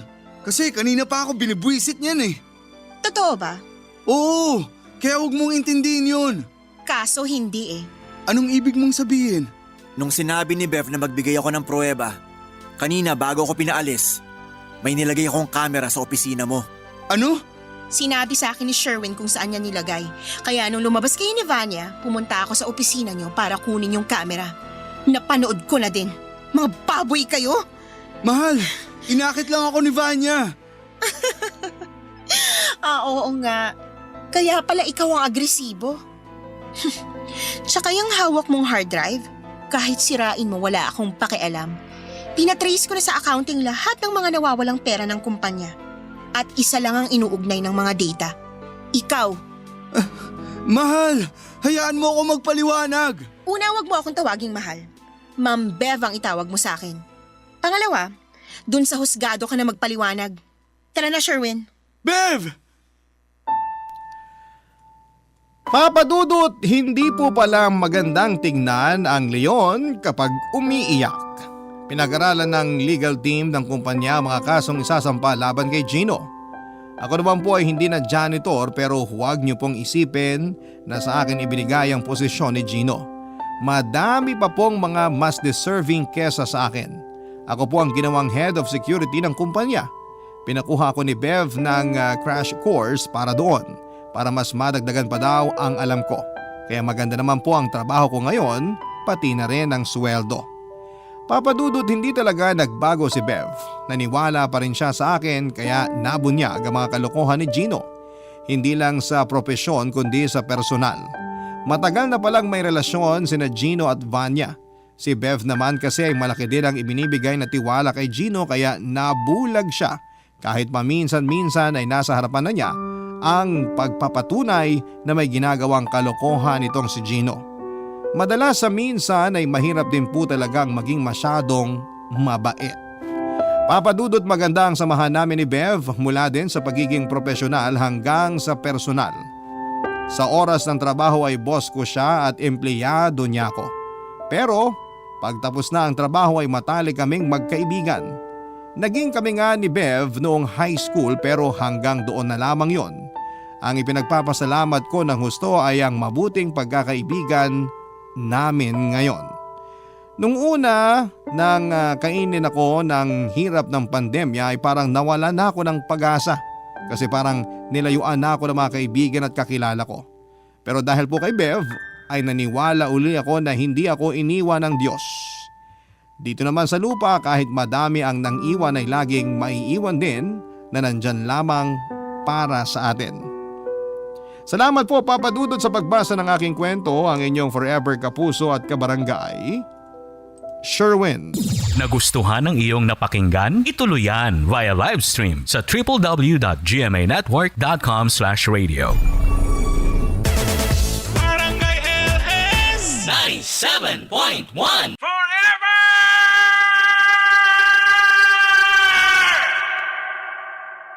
Barangay Love Stories. Love Stories. Ang sabi nila kapag tunay ang pagmamahal mo ay handa kang tanggapin ang kahit na anumang pagkakamali ng isang tao at patawarin ito. Ngunit sapat nga ba ang pagmamahal para matabunan ang sakit ng isang pagkakamali? Ikaw kapuso, nasubukan mo na bang magpatawad kahit na labis kang nasaktan? Dear Papa Dudut, ang sabi nila kung gusto mo talagang makalimot ay kinakailangan mo munang lumayo doon sa lugar na hindi mo makikita ang nakakasakit sa iyo at maiiwasan mo ang mga ala-ala ninyo. Ako nga pala si Ana, 32 years old, isang OFW mula sa Taiwan. Hindi naman lingid sa ating lahat na marami talaga ang pinipiling mangibang bansa dahil sa hirap ng buhay dito sa Pilipinas.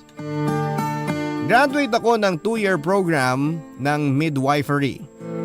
Ngunit may natapos man kahit papaano, sadyang mahirap pa ring humanap ng trabaho dito sa ating bansa. Trabaho po na sasapat ang sweldo para suportahan ang aking pamilya. Wala pa naman akong asawa at anak pero nais kong maibigay ang pangangailangan ng aking mga magulang. Kaya kahit mahirap ang trabaho ng isang domestic helper ay tiniis ko, Papa Dudut.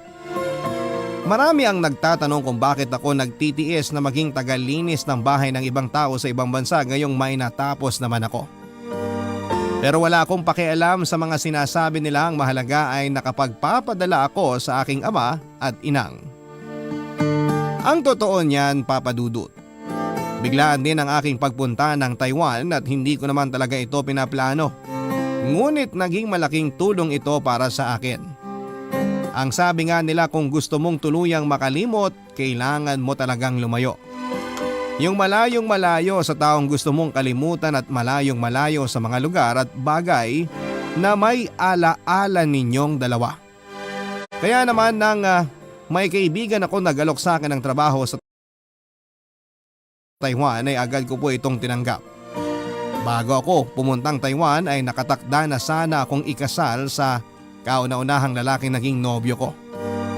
Mahal na mahal ko po siya at talagang sigurado na akong siya ang nais kong makasama sa panghabang buhay.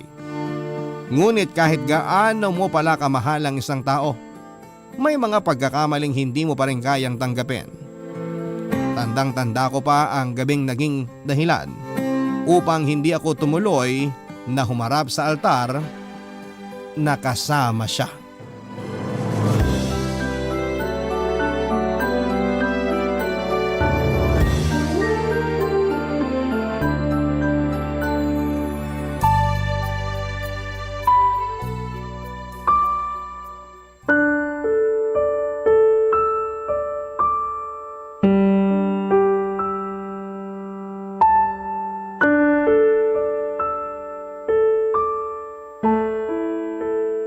Ate, ayoko sanang sabihin sa'yo dahil alam kong masasaktan ka. Pero... Ano ba kasi yun, Jane? Bakit ba hindi mo pa ako diretsuhin? Ate, si Kuya Ruben kasi. Ano? Ano nangyari sa Kuya Ruben mo? Ano kasi ate? Ano ba, Jane? Kanina ka papaligoy-ligoy eh. May nangyari ba sa Kuya Ruben mo? Kasi ate, si Dina, yung bago kong kaibigan sa trabaho. O ano naman ang kinalaman niya sa Kuya Ruben mo? Nakita niya kasi yung pictures natin sa cellphone ko. Nagulat siya, nakakilala ko si Kuya Ruben. Tapos sabi niya, Naging karelasyon niya raw si Kuya Ruben. Naging karelasyon? Hindi ko naman talaga tinatanong ang kuya mo tungkol sa mga ex niya. Naging karelasyon lang naman pala, di tapos na. Pero kasi ate, naging magkarelasyon sila habang kayo ni Kuya. Ano? Sigurado ka ba dyan sa sinasabi mo? Ayoko rin naman sana maniwala ate pero kasi… Jane, hindi magandang biro yan ha. At seryosong bagay ang binibintang mo sa kuya mo. Pero meron ako mga ebidensya ate. Sige nga, kailan naging sila? Sabi ni Dina, 2 months ago lang. 2 months ago? Nagpaplano na kami ng kasal nun ah. Kaya nga ate, kaya nga sobrang nagulat din ako. Ayoko talagang maniwala sa kanya nung una pero… Anong ebidensya mo? Nasaan yung mga sinasabi mong ebidensya mo? Eto ate, pinasa niya lahat sa akin. Meron silang picture sa phone ni Dina at nabasa ko rin yung mismong conversation nila. Patingin nga, baka naman nagkakamali. Ate, sorry. Ayoko na sanang sabihin sa'yo kasi nga malapit na kayong ikasal. Pero hindi kasi kaya ng konsensya ko na itago yan sa'yo eh. Paano nagawa sa akin to ng Kuya Ruben mo? Bakit? Ate, sorry talaga. Pero sabi naman ni Dina, tinapos na ni Kuya ang relasyon nila. Nang sabihin ko sa kanya na ikakasal na si Kuya, nagulat siya. Hindi niya raw alam na may karelasyon pala si Kuya Ruben. Gusto niyang humingi ng tawad sa'yo pero ayaw na niya ng gulo. Salamat Jane na sinabi mo sa akin yung totoo kahit na masakit. Sorry talaga ate. Hindi mo kailangan mag-sorry sa akin. Hindi ka ang dapat na humihingi ng sorry sa akin ngayon. Ano nang plano mo ngayon? 1 linggo na lang kasal niyo na. Hindi ko alam. Masyadong biglaan tong mga impormasyon na to eh. Hindi ko pa alam kung paano ko haharapin ang kuya mo. Pero sana pag-isipan mong mabuti ha. Huwag kang pabigla-bigla sa gagawin mong desisyon ate. Hindi ko pa alam, Jane. Ang naiisip ko pala ngayon kung gaano ako katanga na hindi ko man lang naramdaman na meron pala siyang ibang babae habang ako abalang-abalang nag-aasikaso ng kasal namin. Paano niya nagawa sa akin to? Wala kang kasalanan. Nagmahal at nagtiwala ka lang. Ang tanga-tanga ko. Grabe, tanga-tanga ko. Kumalma ka muna ha. Magpahinga ka na muna. Jane, may pakiusap sana ako eh. Ano yun ate? Pwede bang sa atin na lang muna to? Wala ka munang pagsasabihan na kahit sino. Lalo na kina ama at inang. Please lang. O sige. Papadudot ng gabing yon ay hindi ko po alam kung paano ko puputulin ng pira-pirasong basag na puso ko. Dahil pakiramdam ko habang pauwi ako ay isa-isa rin silang nalalaglag. Sobrang bigat ng aking pakiramdam. Pinilit kong wag tumulo ang luha ko habang naglalakad ako pauwi. Ngunit pagdating ko sa aking kwarto ay naupo na lamang ako sa sahig at tahimik na umiyak. Pinigilan kong humagulhol dahil ayokong marinig at matanong ng aking ama at inang. Hindi ko pa alam kung paano ko sasabihin sa kanilang nangyari. Literal na nabasa ng luha ang aking una nung gabing yon. Tumigil na lamang ito sa pagtulo nang makatulog na ako. Kinabukasan pagmulat ko ng mata ay bumungad sa akin ang text message ni Ruben. Nangungumusta at nagtatanong kung bakit hindi ko sinasagot ang tawag niya. Bukod sa tulog na ako nung tumawag siya ay hindi ko rin alam kung kaya ko siyang kausapin papadudot. Nang mabasa ko ang text message niya ay nagsimula ng umagos ang mga luha ko sa aking mga mata. Muli ko na namang naramdaman ang matinding kirot sa aking dibdib at bigla ko naalala kung paano ko siyang nakilala. Ako ang laging nagbabantay noon sa tindahan ni Inang. Madalas ay bumili noon si Ruben lalo na kung ako ang nagbabantay. Kapag bumibili siya, madalas din ang kantsaw sa kanya ng mga kabarkada niya. Nung una ay hindi ko naman pinapansin hanggang sa naging madalas na nga po ang panunodyo nila. Paunti-unti na rin nagtatanong sa akin si Ruben tungkol sa mga personal kong impormasyon tulad ng saan ako nag-aaral, ano ang paborito kong pagkain hanggang sa isang araw, inamin niyang matagal na raw niya akong crush at natotorpe lang talaga siya. Hindi ko kaagad ibinigay sa kanya ang number ko nang hingin niya. Ngunit dahil na rin sa araw-araw niyang pangungulit, ibinigay ko na rin Papa Dudut. Naging magka-textmate kami at nagsimula siyang manligaw. Ayoko naman sana talagang tablan sa mga matatamis niyang salita pero hindi nga nagtagal dahil na rin sa tiyaga niya. Unti-unti akong nahulog sa kanya Papa Dudut. 5 buwan din bago ko siya tuluyang sinagot hanggang sa umabot na nga kami ng 5 taon at ikakasal na sana. Kung hindi ko lang natuklasan ang ginawa niyang pagtataksil.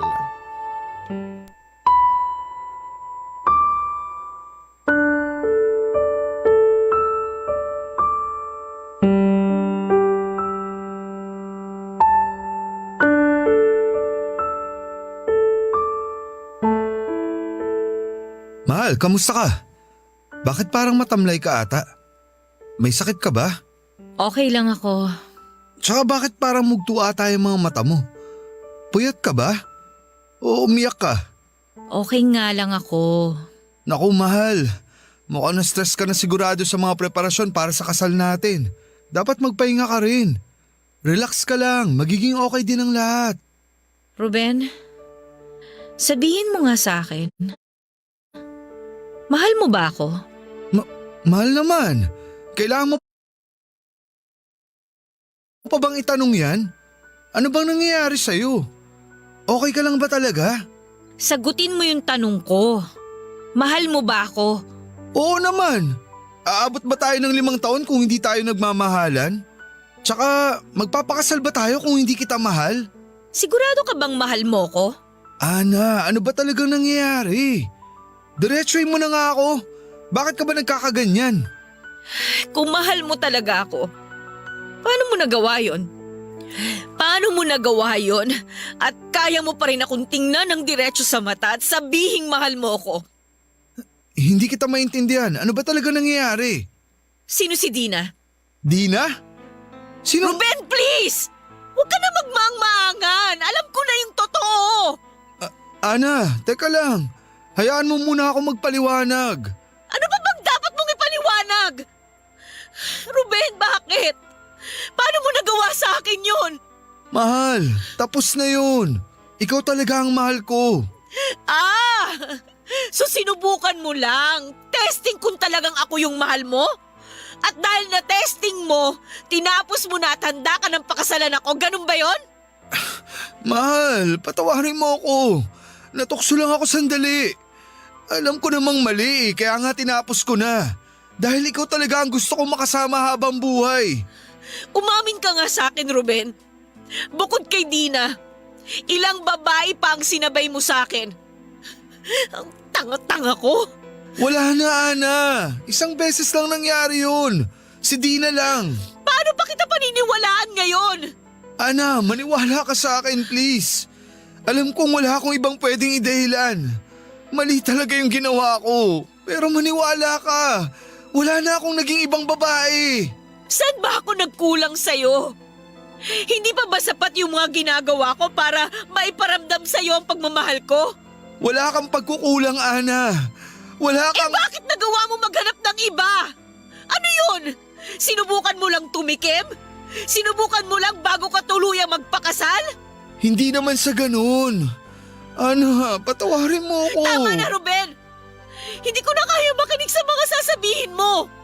Kahit ano pang paliwanag mo, hindi na maaalis sa isip ko yung ginawa mo. Mahal, malalampasan din natin to.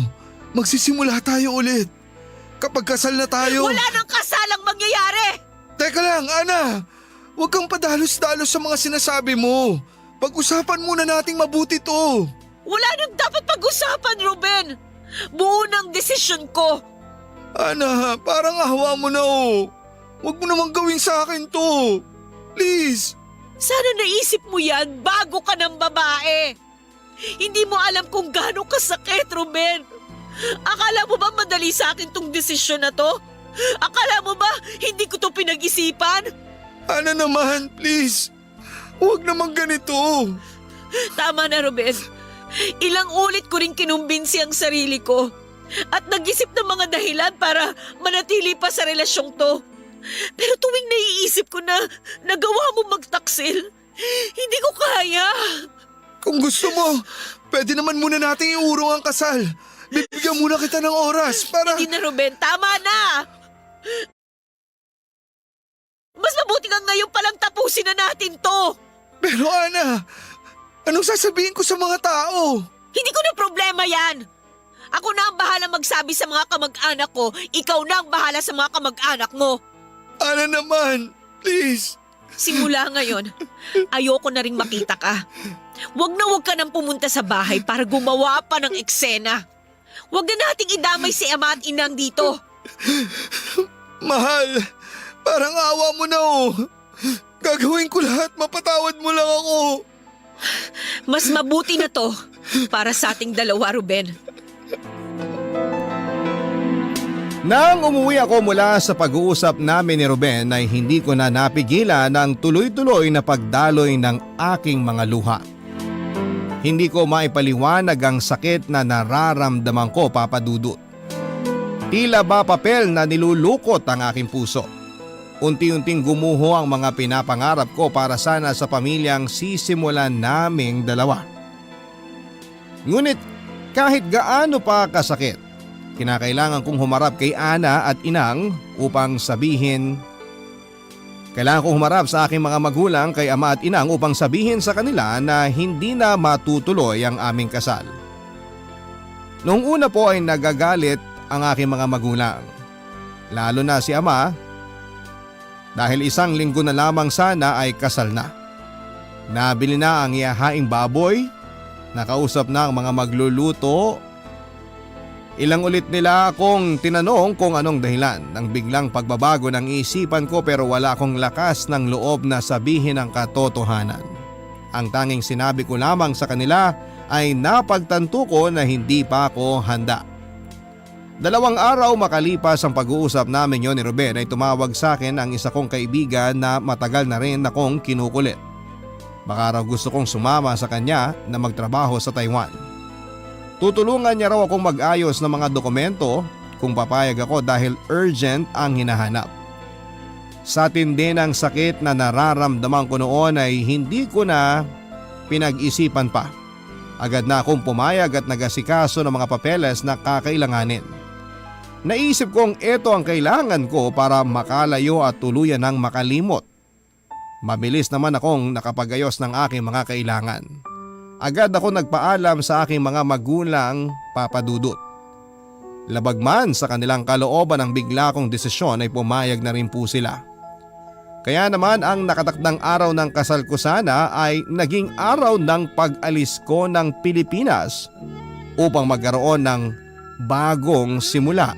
Ang mga kwento ng pag-ibig, kwento ng buhay at kwento ng pag-asa. Nasa Spotify na, Barangay Love Stories. Pakinggan kahit kailan, kahit saan. Barangay Love Stories sa Spotify. Kinig na, kabarangay!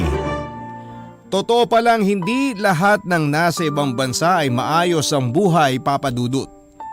Lingid sa kalaman ng marami kapag sa ibang bansa ka nagtatrabaho, lalo na kung isa kang domestic helper, hindi basta-basta ang kailangan mong gawin upang kumita ng pera. Noong mga unang buwan ko sa Taiwan ay halos gabi-gabi pa rin po akong umiiyak.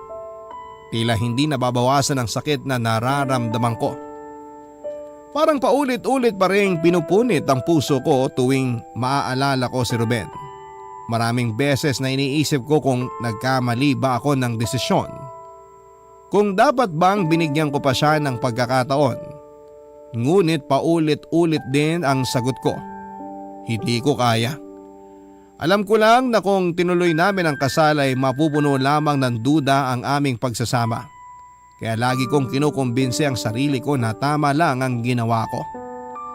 Nagdesisyon ako na sa halip na isipin si Ruben, kailangan kong pulutan ang aking sariling bumangon mula sa pagkakalugmok. Kaya pinili kong pagurin ang sarili ko sa mga trabaho ko sa bahay. Ginagawa ko ang lahat ng pwede kong gawin, yung tipong pagdating ng gabi, wala na akong oras para mag-isip, kundi ang matulog na lamang. Kaya naman tuwang-tuwa sa akin ang aking amo, mababait sila at madalas ay binibigyan pa ako ng bonus. Umabot din ako ng 3 taon sa Taiwan. Sa 3 taon na yon, isang beses lamang akong nakauwi at nakabisita dahil nangihinayang din po ako sa pamasahe. Ngunit nang malaman ko na may sakit si Inang, ay nagpasya na po akong umuwi para maalagaan ko siya. Hindi ko masasabing tuluyan ang naghilom ang sugat na dala ko nang umalis ako, ngunit kahit papaano, kaya ko na ulit umuwi sa lugar na makapagpapaalala sa akin ng maraming bagay.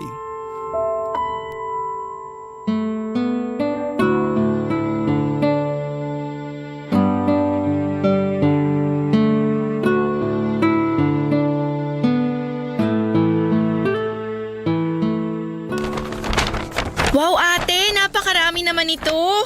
Hindi naman halatang ako ang paborito mong friend. Naku, magtigil ka nga. Baka mamaya marinig ka ng mga kamag-anak ko, maniwala pa yun sa'yo. Pare-pareho lang naman ang binigay ko sa inyo, no? Talaga ba? Parang iba kasi tong sa akin eh. Ewan ko sa'yo. Ay ate, busy ka ba bukas? Bukas? Mukhang hindi naman. Bakit? Aayain sana kita. Labas tayo. Aba, libre mo ba?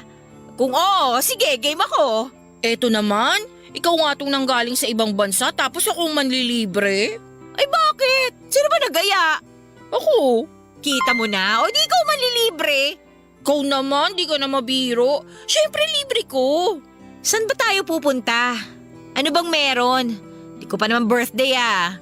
Kasi ate, gusto ko sanang ipakilala sa iyo yung jowa ko. Si Roger? Yung bukang bibig mo tuwing magka-chat tayo? Siyempre naman gusto ko ring makilatis mo siya para malaman mo kung bakit patay na patay ako sa kanya. Grabe Jane! Mukhang lakas talaga ng tama mo sa lalaking yan ha? Gaano na kayo ulit katagal? 6 na buwan na rin. Ang harot mo! 6 na buwan pa lang naman pala kayong magjowa. Correction pala ate, hindi na jowa. Fiancé na. Ano? Fiancé na? Ibig sabihin? Correct ka dyan. Nag-propose na kasi siya sa akin kahapon lang. Grabe Jane! Parang ang bilis naman yata. Sigurado ka na ba dyan? Oo ate, siguradong sigurado na ako sa kanya. Ang laki eh. Hoy! Anong ang laki? Huwag mo sabihin! Ang laki ng pagmamahal niya sa akin. Kau talaga? Grabe ka. Baka na, nang ibang bansa ka lang, iba na tumakbo ang utak mo. Baliw ka talagang bata ka ha? Ang akin lang Jane, 6 na buwan pa lang kayo. Kilala mo na ba siya? Sigurado ka na bang siya na ang gusto mong makasama habang buhay? Oo naman ate. Tsaka diba, wala naman yan sa tagal na magkakilala. Ang mahalaga, sigurado kami sa isa't isa. Diba, kayo nga ni Kuya Ruben eh. Naku, sorry ate. Medyo nadala lang ako ng usapan natin. Hindi ko sinasadya. Okay lang. Tama ka naman eh. Wala nga yan sa tagal ng magkakilala. Ang importante, siguradong sigurado kayo sa isa't isa. Kaya kung ganun nga ang sitwasyon ninyo, sino ba naman ako para pigilan kayo, di ba? Sorry ulit ate, hindi ko talaga sinasadyang banggitin si Kuya Ruben. Ano ka ba? Ang tagal na nun, no? Okay na naman ako marinig ang pangalan niya. Ikaw talaga. Nag-move on na ako, di ba? Sabi mo yan ate ha? Nagkita na ba kayo ulit? Hindi pa. Wala din naman kasing dahilan para magkita pa kami ulit eh. Ang late kaya ng barangay natin. Ni minsan ba, hindi mo pa siya nakasalubong simula nung umuwi ka? Hindi. Tsaka alam mo namang hindi talaga ako madalas lumabas ng bahay. Baka mangitim pa ako. Sayang naman tong pinuti ko sa Taiwan, ano? Ewan ko sa'yo. Pero seryoso nga, anong gagawin mo pag nakita mo siya? O pag nasalubong mo? Ano bang gusto mong sagot ko? Sasampalin ko, ganon. Siyempre, wala. Ano naman kung makasalubong ko siya, wala na akong pakialam sa kanya, no? Talaga lang, ha? Sinubukan ko lamang pong matapang sa harap ni Jane. Pero ang totoo ay hindi ko rin talaga alam ang gagawin ko kapag nagkita kaming muli ni Ruben. Hindi ko alam kung sapat na nga ba ang 3 taon para mawala na lahat ng sakit ng nararamdaman ko dahil sa ginawa niyang pagtataksil. Dahil nga sa usapan namin yun ni Jane ay muli ko na namang naalala ang mga gabing hindi ako natutulog nang hindi ako humihikbi. Habang nandun ako sa Taiwan ay pinilit kong burahin siya sa lahat ng bagay na makapagpapaalala sa kanya.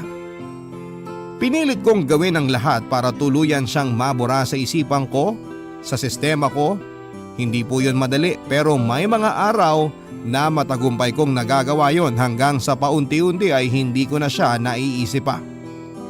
Pero nang pag-uwi ko dito sa Pilipinas, na nasa iisang lugar ulit kami, hindi ko maintindihan kung bakit tila may kaba sa akin. At kahit na ayoko makaalam ng kahit na ano tungkol sa kanya ay kusang lumalapit sa akin ang mga balita. Sabi ng isang pinsan ko hanggang ngayon ay single pa rin daw si Ruben. Mula raw nang umalis ako ay hindi na ulit ito nagkaroon pa ng nobya. Nang malaman ko yon ay hindi ko alam kung ano nga ba ang dapat kong maramdaman, Papa Dudut. Pero hindi ko rin maiwasang isipin na baka magaling lang talagang magtago si Ruben. Kaya hindi nila nalalaman kung meron man siyang naging bagong nobya. Pero ano namang dahilan niya para itago yon, hindi ba? Tapos naman na ang relasyon namin. Kahit na pilit kong iniiwasan ay tila lalo akong sinusubok ng tadhana.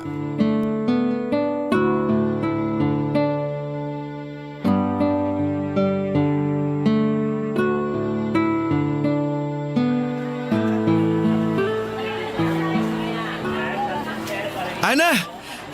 Ana! Oh, Ruben! Dito pa talaga tayo sa palengke nagkasalubong. Oo nga eh. Kumusta ka na? Okay lang naman. Ako, di mo man lang ba ako kukumustahin? Ay, oo nga. Ikaw, kumusta? Eto, nagsisisi pa rin sa nagawa ko sa'yo. Naku Ruben, nagmamadali pala ako. Tapos ka na bang mamalengke? Gusto mo samahan na kita para mas mapabilis ka? Ay hindi na, konti lang naman ang mga bibilin ko eh. Sige na, mauna na ako ha. Teka lang, Ana. Baka naman pwede tayong mag-usap kahit sandali lang. Pasensya ka na ha, nagmamadali talaga ako eh. Kahit hintayin na kitang matapos mamalengke. Sige na. Naku, maiinip ka lang. Mainipin ka pa naman. Okay na ako, sige na, sige na.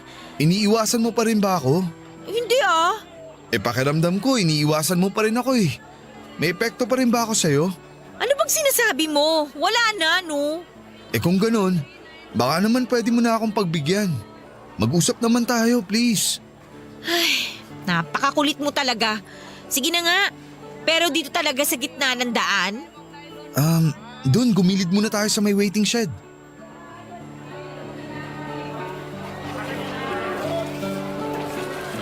Okay, ano pa bang kailangan nating pag-usapan?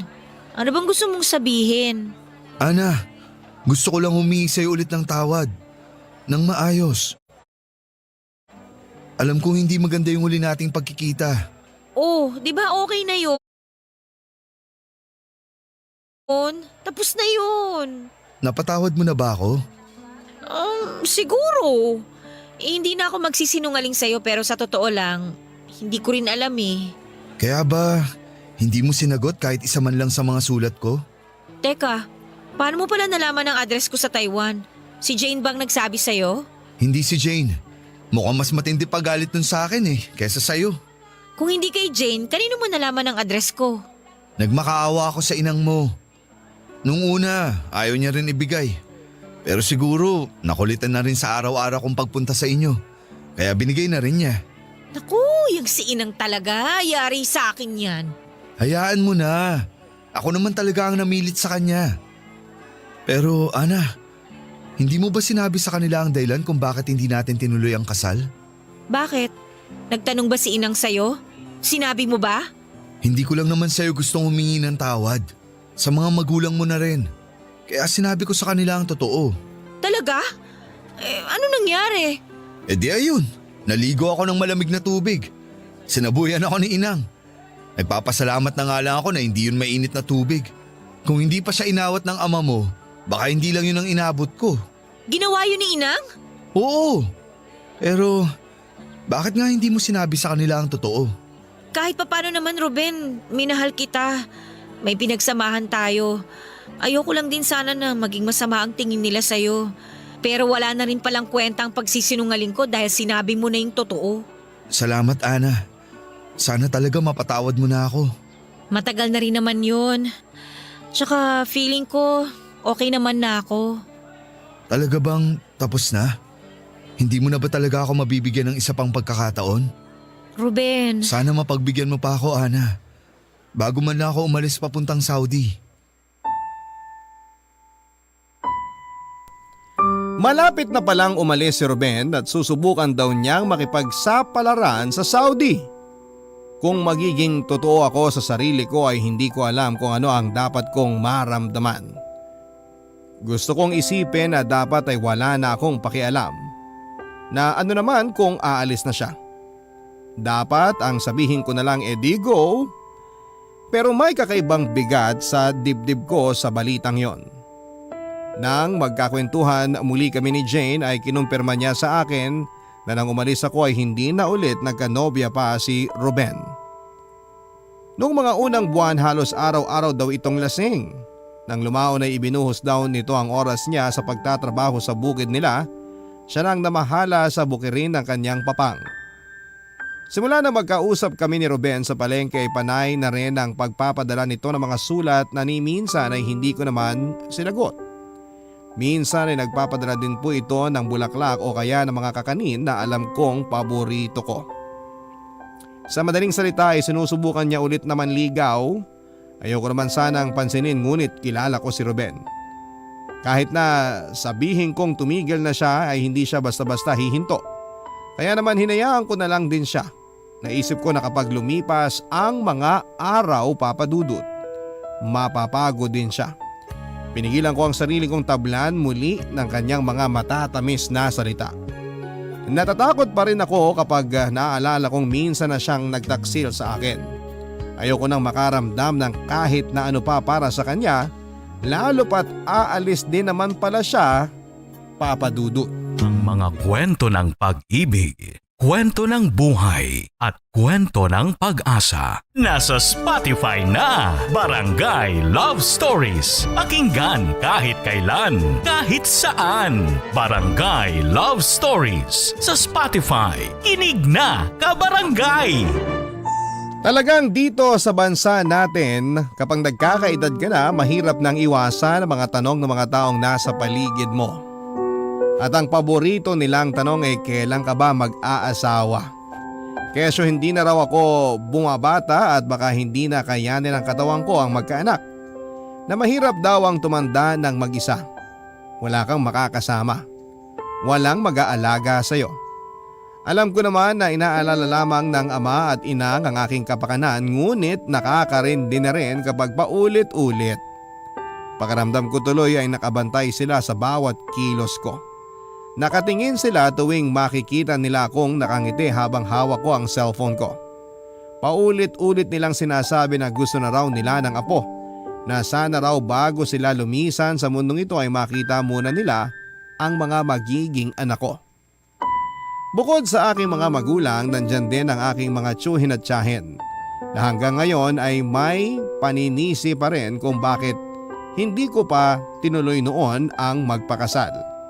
E di sana raw ay may mga supling na ako sa ngayon. Kung pinalaki lang akong bastos ni inang, matagal ko na silang sinagot at pinagsabihan. Palibasa ay hindi naman talaga nila alam kung ano ang nararamdaman ko.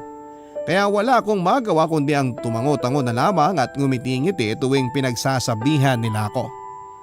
Bukod sa kanila ay dumagdag pa si Jane na wala nang ginawa kundi ang manudyo dahil sa patuloy na pangungulit sa akin ni Ruben.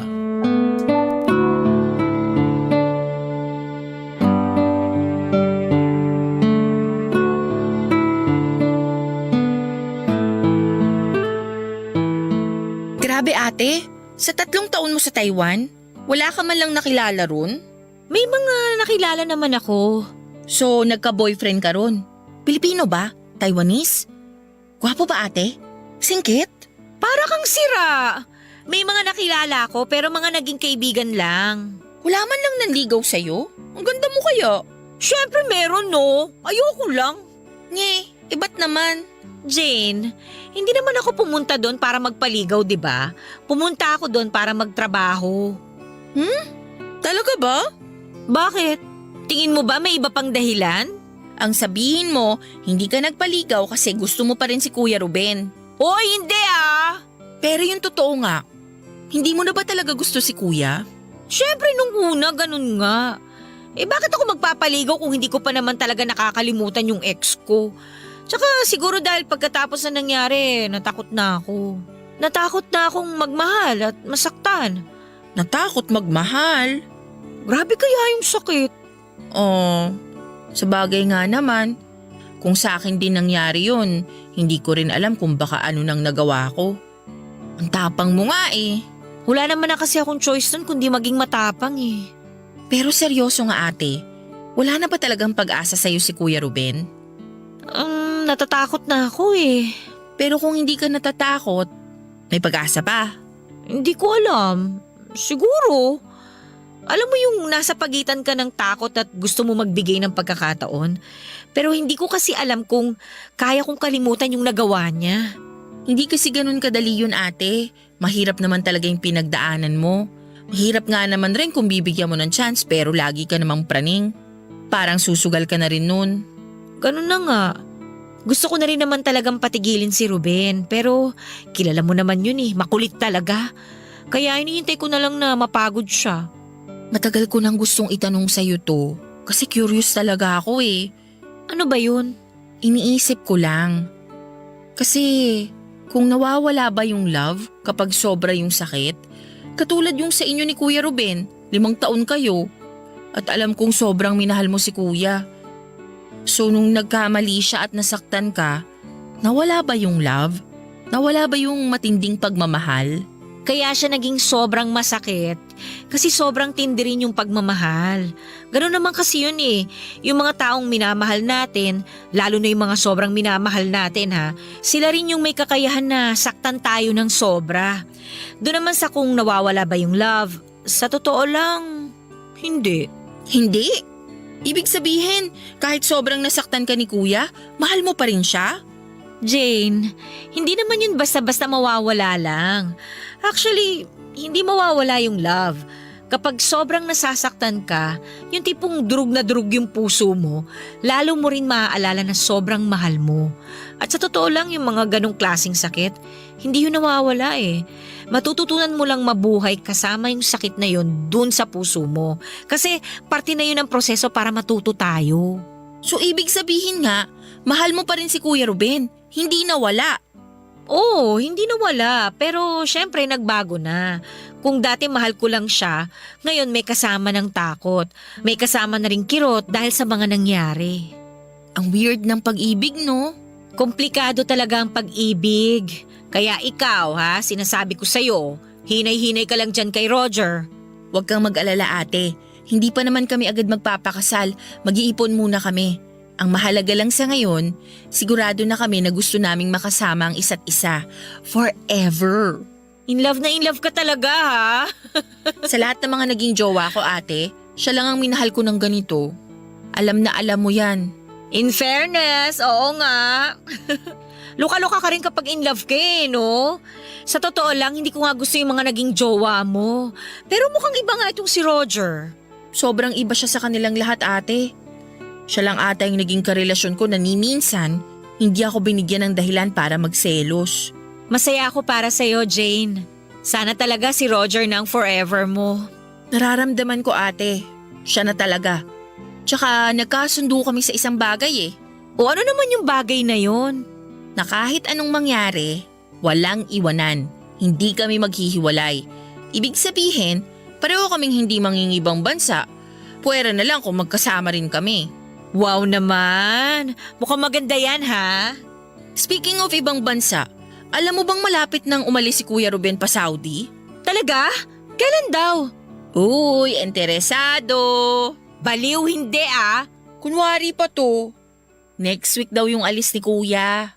Next week na?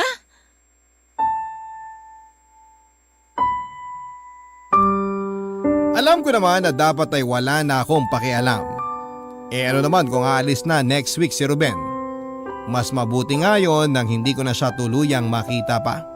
At least wala nang mangungulit sa akin. Maari ko nang ituloy ang pag-move on ko, pero kung magiging totoo ako sa sarili ko, nakaramdam na naman po ako ng kirot. Naitago ko yon sa harap ni Jane, pero nangako na lamang mag-isa. Parang hindi ako mapakali. Hindi ako nakatulog ng gabing yon at hindi ko maintindihan ang sarili ko. Hindi ko maintindihan ang nararamdaman ko. Ilang ulit akong nagpaikot-ikot sa aking higaan at umaasang magkakaroon ng sagot ang mga tanong ko. Dahil hindi ako makatulog, binalikan ko ang mga sulat ni Ruben. Papadudot nang muli kong basahin ang mga sulat niya ay natagpuan ko na naman ang sarili kong umiiyak. Muli ko na namang nabalikan ang mga alaala naming matagal-tagal ko na ring sinubukang ibaon sa limot. Nang balikan ko ang aming nakaraan na pagtanto kong marami rin naman pala kaming masasayang alaala. Iba ang ngiti ko sa mga larawang kasama ko si Ruben. Ayoko sanang aminin pero ang totoo ay mahal ko pa rin siya. At ngayon ang tanong ko sa sarili ko ay kakayanin ko bang mapapalayo na siyang muli sa akin? Pero kaya ko na bang kalimutan ang sakit na pinaramdam niya sa akin? Hindi ko pa alam ang sagot, Papa Dudut, at malalaman ko lamang kung makakausap ko siya ng harapan. Kaya kahit na nakakahiya, nakiusap ako kay Jane na mag-abot ng sulat kay Ruben. Kailangan ko siyang makausap, Papa Dudut.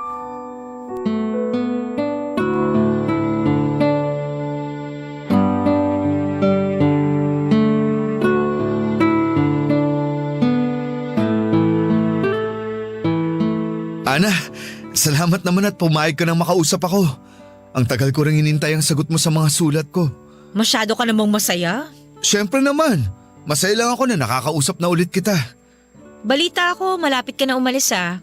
Oo nga eh, next week na. Naayos mo na mga papeles mo? Oo, kompleto na. Paalis ka na pala talaga. Uy, mamimiss niya ako. Anong pinagsasasabi mo? Umamin ka na kasi, mamimiss mo ako no? Ruben, bakit ba kinukulit mo pa rin ako? Ha? Sabihin mo nga sa akin yung totoo. Ah, teka lang Ana, bakit bigla kang umiyak? Sagutin mo yung tanong ko.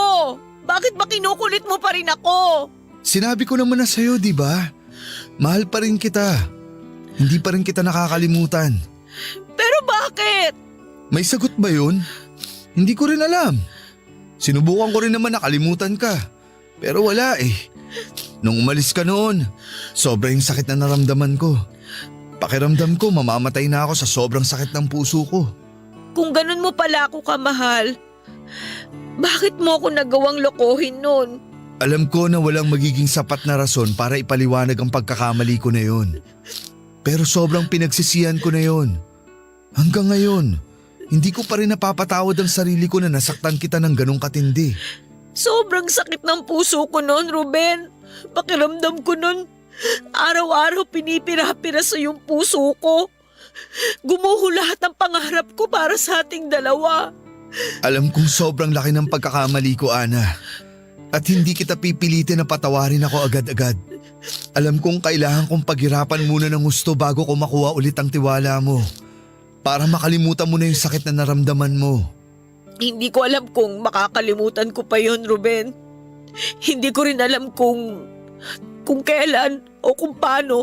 Handa akong maghintay, Ana. Hanggang sa mapatawad mo na ako. Pero aalis ka na. Bakit?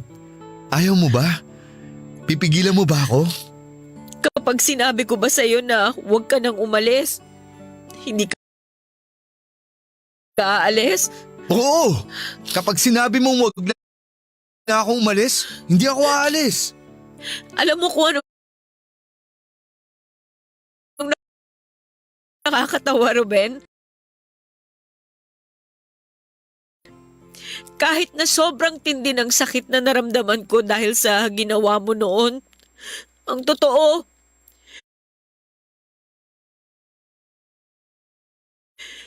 hindi pa rin kita nakakalimutan. Hindi ko pa rin magawang tumingin sa iba. Hindi ko rin maintindihan kung bakit sa dami ng luha na tumulo sa mga mata ko dahil sa'yo, bakit mahal pa rin kita? Bakit? Mahal mo pa rin ako, Ana? Oo, mahal pa rin kita. Ibig bang sabihin, bibigyan mo pa ako ng isa pang pagkakataon? Paano kita bibigyan ng pagkakataon kung aalis ka naman? Sabihin mo lang, Ana, hindi na ako aalis. Handa akong palampasin ng pagkakataon na to kung ang kapalit naman oportunidad na makasama ka ulit. Sinasabi ko na sa'yo, hindi magiging madali na kuhain ulit yung tiwala ko. May mga pagkakataon na magdududa pa rin ako. Pero pipilitin kong kalimutan ang nakaraan. Ibig bang sabihin ito? Babalikan mo na ako? Ayaw mo ba? Siyempre, gustong gusto ko.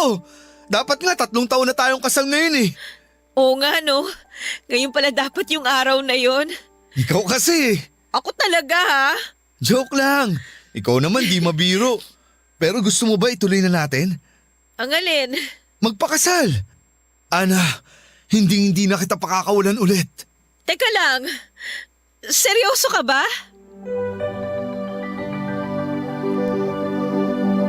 Seryoso nga si Ruben na mga oras na yon, Papa Dudut. Hindi ko rin alam kung anong pumasok sa utak ko at pumayag ako. Kinabukasan din ay nagpasya kaming magpakasal, Papa Dudut. Walang ibang nakakaalam kundi ang dalawa naming kaibigan na kinuha naming maging witness.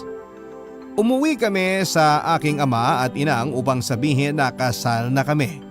Nagulat man sila, wala na rin silang nagawa kundi ang tanggapin kami. Sa totoo lang ay wala akong pinagsisisihan, Papa Dudut. Masaya ako na pinili kong bigyan ng pangalawang pagkakataon si Ruben. Hindi man naging madali ay sulit naman. Sabi nga nila kapag tunay ang pagmamahal mo ay babalikan mo. Siguro nga sadyang may mga pagmamahal na sa sobrang tindi ay kayang matabunan kahit pa ang masasakit na pagkakamali. Sa 2 taong nagmamahalan, hindi naiiwasan na may mga nagagawang pagkakamali na maaaring makasakit sa kanila. Ngunit ang mahalaga kapag nagdesisyon kang magpatawad at sumugal muli, siguraduhin mong handa kang pagdaanan ng buong buo ang proseso kahit gaano pa kahirap ito. Sabi nga mga kapuso, love is sweeter the second time around. Sa ngayon ay masaya na kaming namumuhay ni Ruben kasama ang 2 naming supling. Maraming salamat po sa pagbasa ng aking liham. Ako ang inyong kabarangay forever, Ana. Barangay Love Stories. Love Stories.